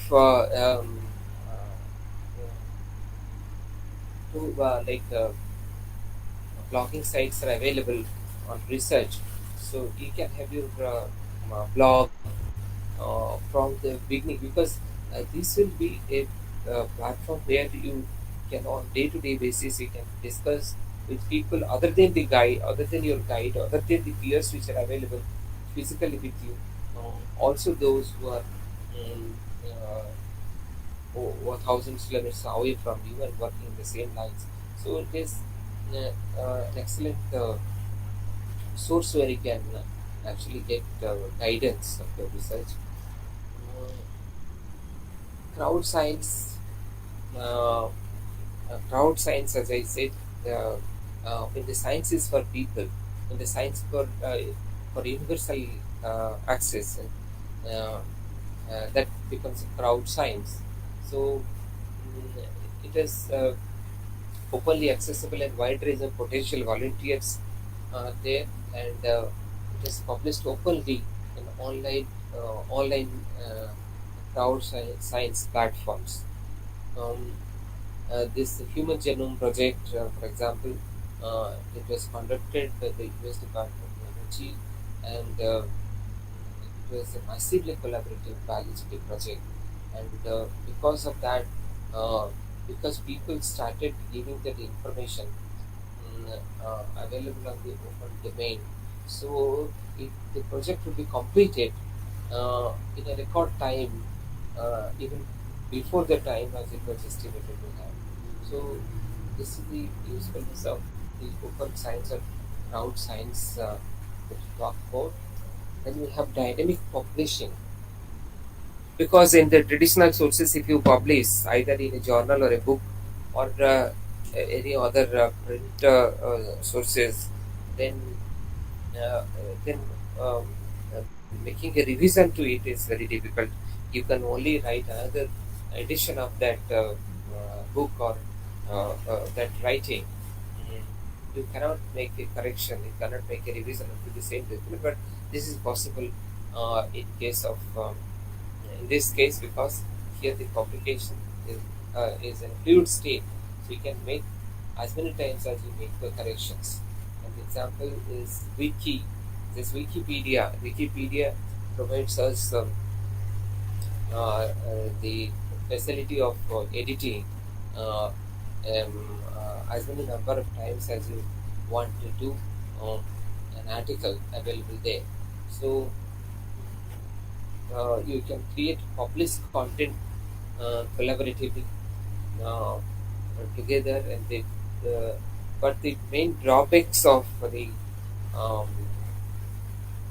dynamic publishing is frequent editing, and sometimes because of that vandalism takes place. If anybody can make a revision to it, so there are also people who can do vandalism uh, and mischievous things they do, and therefore the authenticity of these contents, particularly the content on the wiki, um, is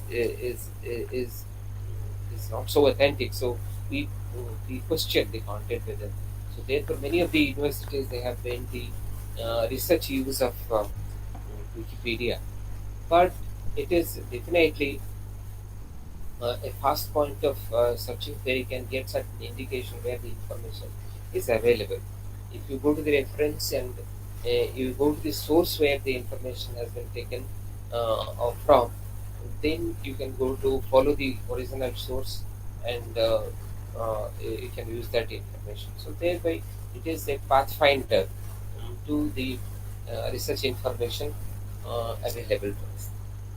So this publication system may not be an ideal or adaptable tool for all forms of publication, because when we were publishing the traditional form of publications like research papers, reports, and books, so uh, these publishing sources like wiki and blogs may not be the proper platforms for publishing, because of this this specific type of format of publication. So copyright and licensing is always a problem, because you have every chance of copyright infringements and licensing breaches are there. If you have the content, you never know who else is doing and to what purpose the information is being used. So therefore, there is an issue of the copyright and licensing on it. But nowadays, this Creative Commons licensing is available, and other public licensing mechanisms are available for these kind of applications on the Web 2.0 platforms.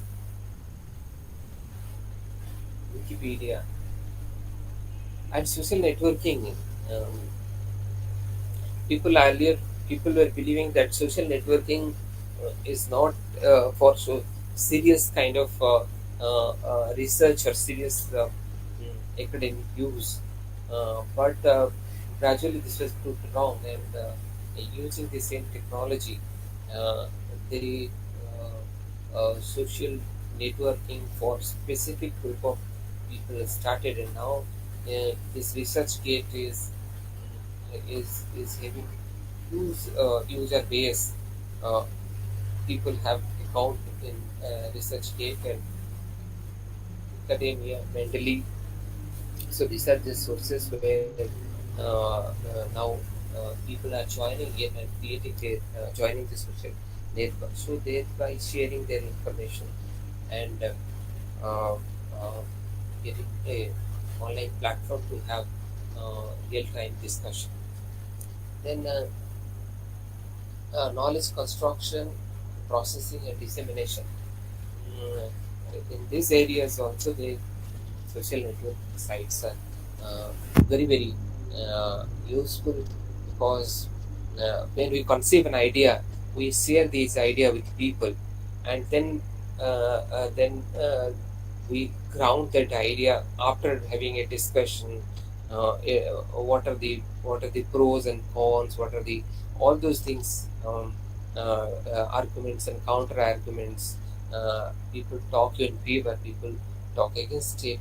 So thereby, we actually from a crude idea, we find an idea for carrying out for that research. So the knowledge construction, processing, and dissemination happens through this social networking sites. And uh, there are other tools like this mm, social bookmarking tools. The social bookmarking tools, like what you can do is we can we uh, bookmark the specific pages where we actually would like to consult the information again and again. Likewise, on the internet, we visit so many sites and visit so many, consult so many sources of information, and thereby we can create an online bookmark.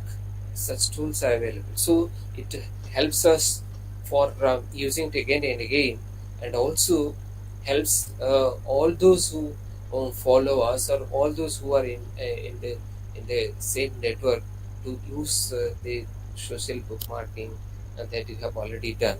So it helps everyone to find the sources of information, and thereby saving a lot of time in searching through Google. Simplification things, we can get information directly to the designated sources. We need not to visit multiple information destinations to get our information, but the information will directly flow into a designated source.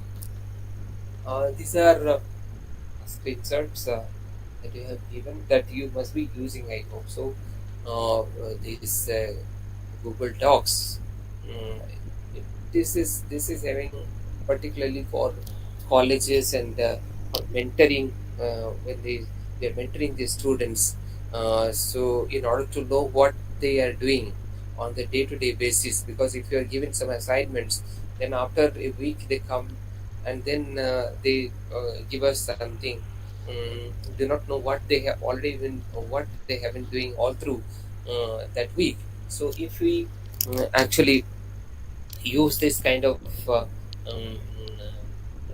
sharing tools, um, then we can actually keep track of what they are doing on day-to-day basis. Uh, and this that you all might be using this Google form, and creating social surveys. So it can easily, now everybody now having an email ID, it reaches immediately the destination, and that way we can collect the first hand data for our research, and we can um, actually do the research in saving a lot of time to collect the data. There are a lot of data analysis tools are available on the internet.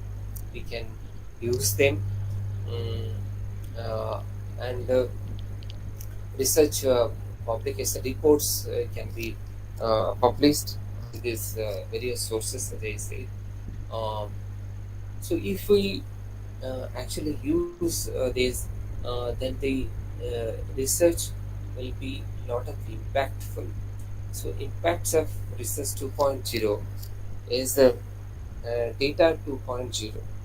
The data is collected through the social data. A lot of social data is collected through the social media. See, called data 2.0, and the perpetual data. The data can be used and reused time and again. Research in the group, networking, engagement, motivation, innovation, and creativity. When you find a lot of time for giving a thinking and thinking creatively, then of course you can have innovative ideas and creative ideas. So you can be multitasking together by using these tools. Uh, things to cheer about is soon the generation Y is going to redominate the research. So they are uh, much more computer savvy and the web savvy people. So we'll have to guide them to use those sources. Present survey evident misuse of 2.0 tools, and not only the younger generation but the elderly people are also using these tools for the research. Increase in web dependence has been seen in every sections of the society, and thereby capacity building is the call of the day.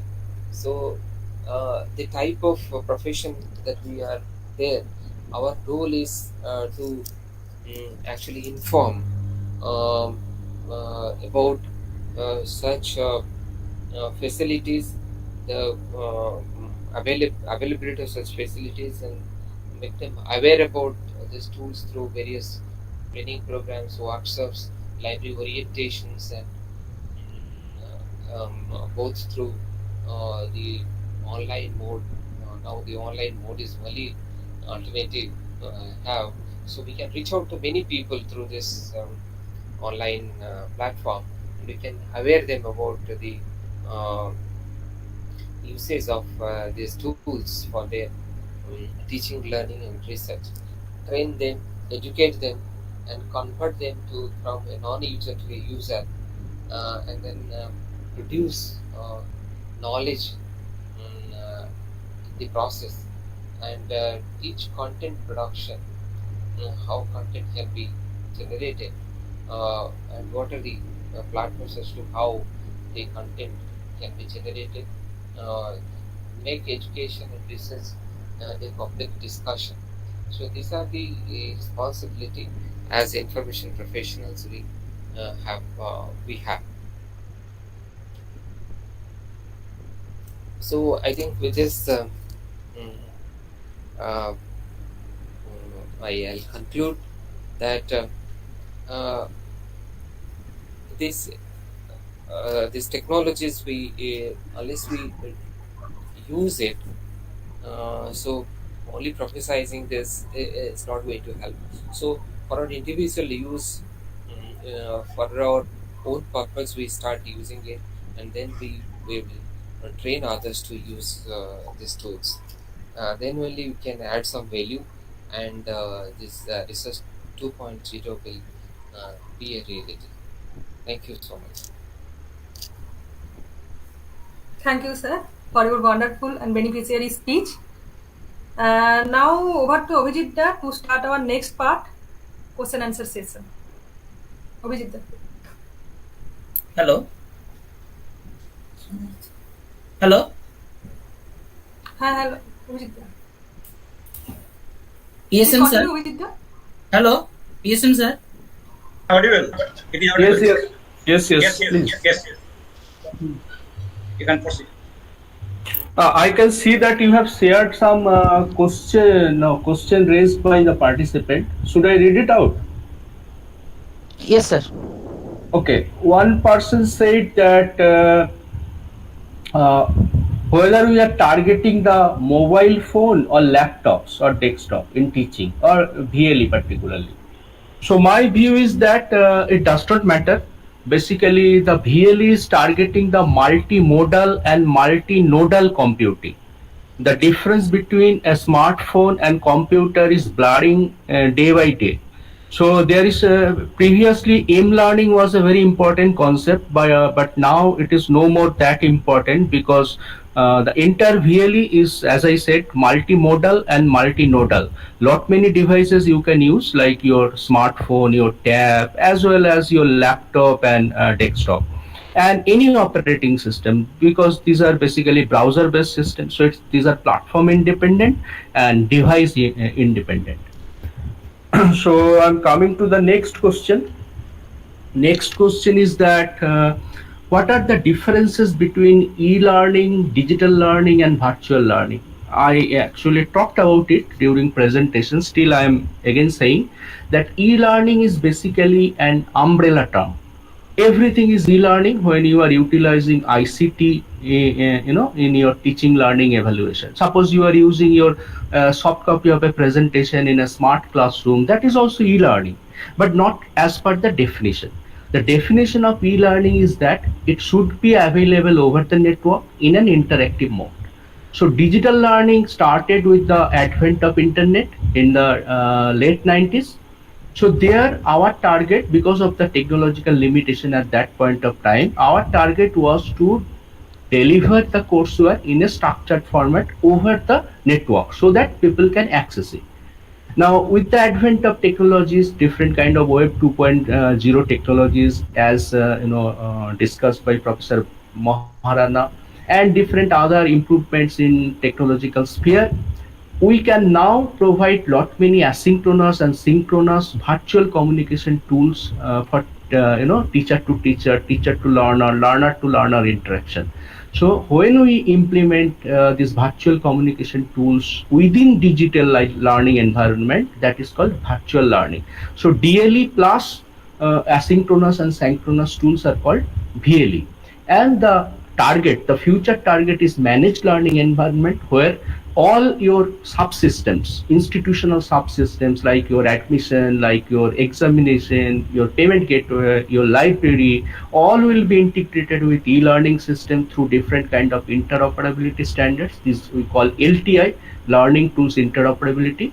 Then we will be calling it managed learning environment. So this question raised by Dr. S. Bhattacharya. Now the next question is that are there any implemented virtual learning spaces in our educational setting? In fact, many.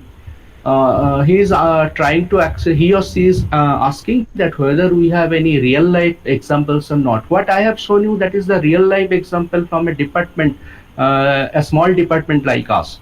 But at the country level, we have Swayam Prabha, NPTEL, we have Vidya Mitra, we have EPG Pathshala. So many, national level initiative, many state level initiatives, and many individual department level initiatives are coming up. In fact, as per the latest UGC curricula, 50% of the courses a student can take from, previously it was 20%, then there is 30, now it is 50. That 50% of the coursework a student at the PG level can complete in online platform, and 50% from the traditional classroom based teaching, learning, evaluation. So that way we are actually moving on. And last question is it is very difficult to answer as a one liner, that what are the current trends in educational technology and e-learning? And so it's a very nice question, but very difficult to give you a one line.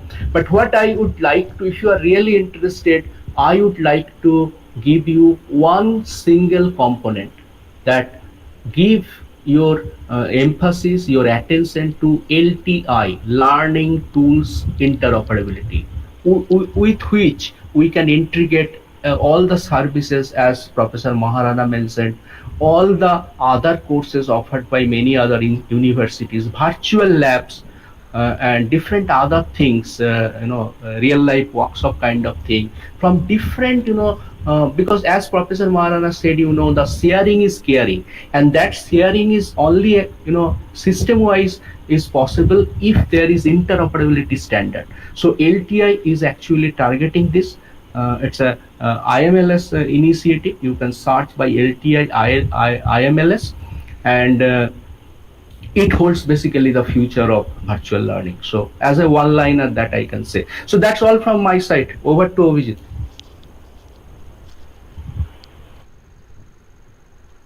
Thank you, sir. Professor Morana, sir. Yes. Hello. Yes. Please, Okay. sir. You shared some questions on WhatsApp. Huh? Mhm. These are the questions. Okay. Mhm. So the first question is, what are the differences among social media, social computing, and Web 2.0? Okay. So social media are the application tools under Web 2.0. Web 2.0 is a technological version of the web where the interface is that the user system interface is there, and where the both way communication is possible.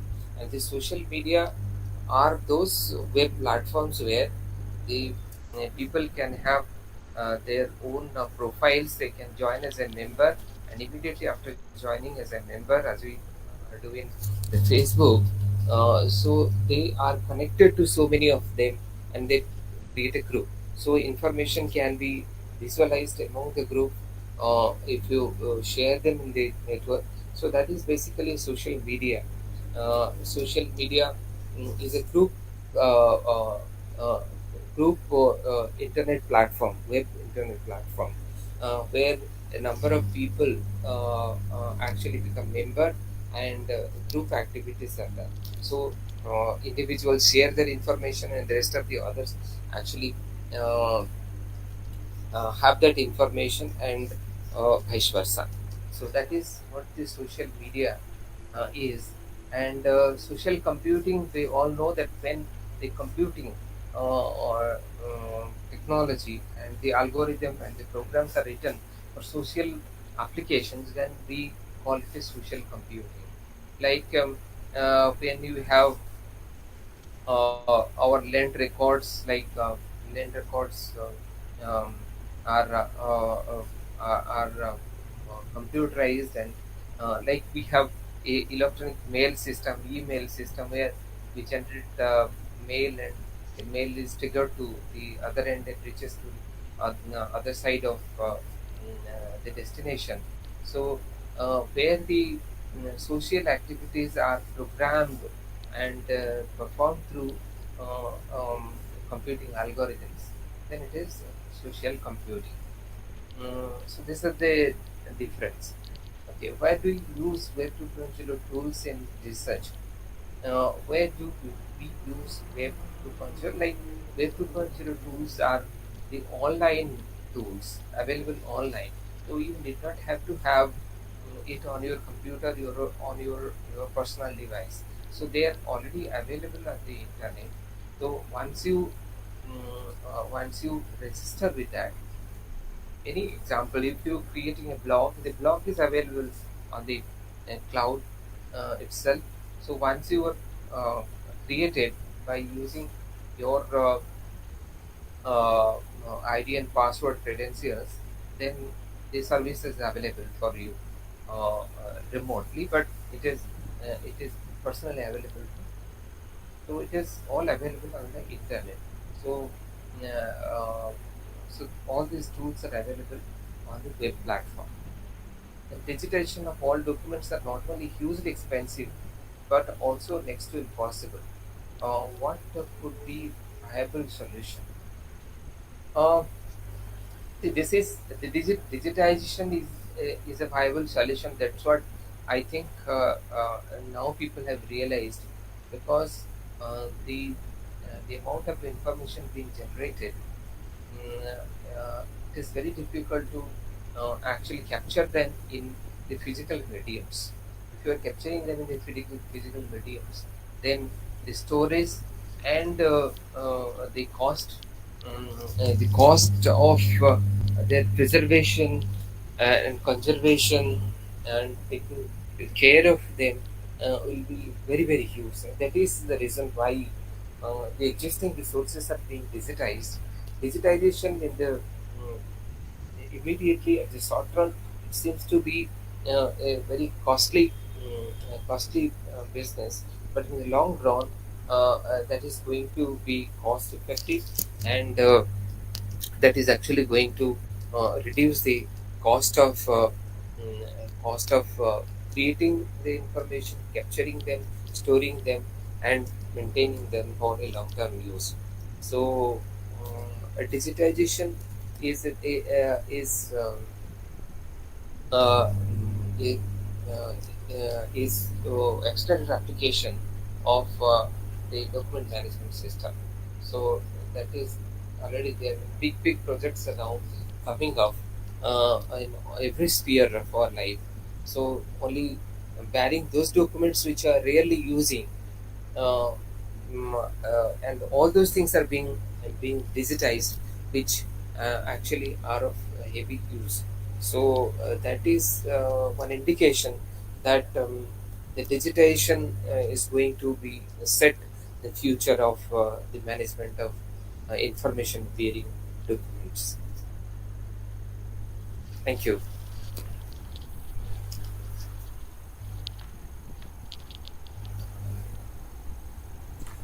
I think, yeah, Thank you, sir. thank Thank, you. thank you. And now we came to our last part of our program, that is formal vote of thanks. So our respected principal, sir, Dr. Amitabh Basu of Banwala Bhalotia College, will deliver the vote of thanks of our program. Please, sir. Thank you. Am I audible? Yes, sir. Yes, sir. Good afternoon to all present here, respected speakers, Honorable Principal, Kazi Nazrul Islam Mahavidyalaya, organizers of this national webinar, and all the participants. I deem it a great honor to propose the vote of thanks to all who have helped us in making this national webinar such a resounding success. I would like to express my gratitude to all esteemed delegates of the webinar for their presence and contribution to make this webinar a great success. I take this opportunity to thank eminent academicians and speakers of our today's national webinar, Dr. Partho Sarathy Mukhopadhyay, Head of the Department and Professor, Department of Library and Information Science, Kalyani University, Kalyani, and Dr. Bulu Maharana, Head of the Department and Professor, Department of Library and Information Science, Sambalpur University, Sambalpur, Odisha, for enlightening us on newer vistas in academic world which will facilitate intellectual productivity. I would like to express my deep sense of gratitude to our speakers for sparing their valuable time, for their busy schedule, and for their insightful presentation and making this webinar interesting and meaningful. I would extend my gratitude to our patron, Mr. Malay Ghatok, President Governing Body, Banwarilaal Bhalotia College, and Mr. Tapos Bandopadhyay, President Governing Body, Kazi Nazrul Islam Mahavidyalaya, Churulia, Asansol. I want to extend a special thanks to Professor Abul Kalam Mollik, teacher in charge of Kazi Nazrul Islam Mahavidyalaya, Churulia, for giving us opportunity to collaborate for this webinar. I am looking forward to do many such future endeavors with Kazi Nazrul Islam Mahavidyalaya. I would also like to extend my thanks to both the IQAC coordinator, Mr. Soumitra Roy and Dr. Sudipto Das, without whose encouragement this webinar would not see the light of the day. I mention my deepest sense of appreciation and would place on record my hearty thanks for both the coordinators of this webinar, Dr. Sanjukta Mondol and Mr. Obhijit Chakraborty, and the technical members of this webinar, Dr. Aninda Mondol and Dr. Arnab Ganguly, and other members of the organizing committee for their painstaking effort in arranging this much requisite webinar. Last but not the least, my sincere gratitude to my respected colleagues and other participants whose enthusiastic engagement has ensure the success of foreign tumor. Thank you. Thank you very much.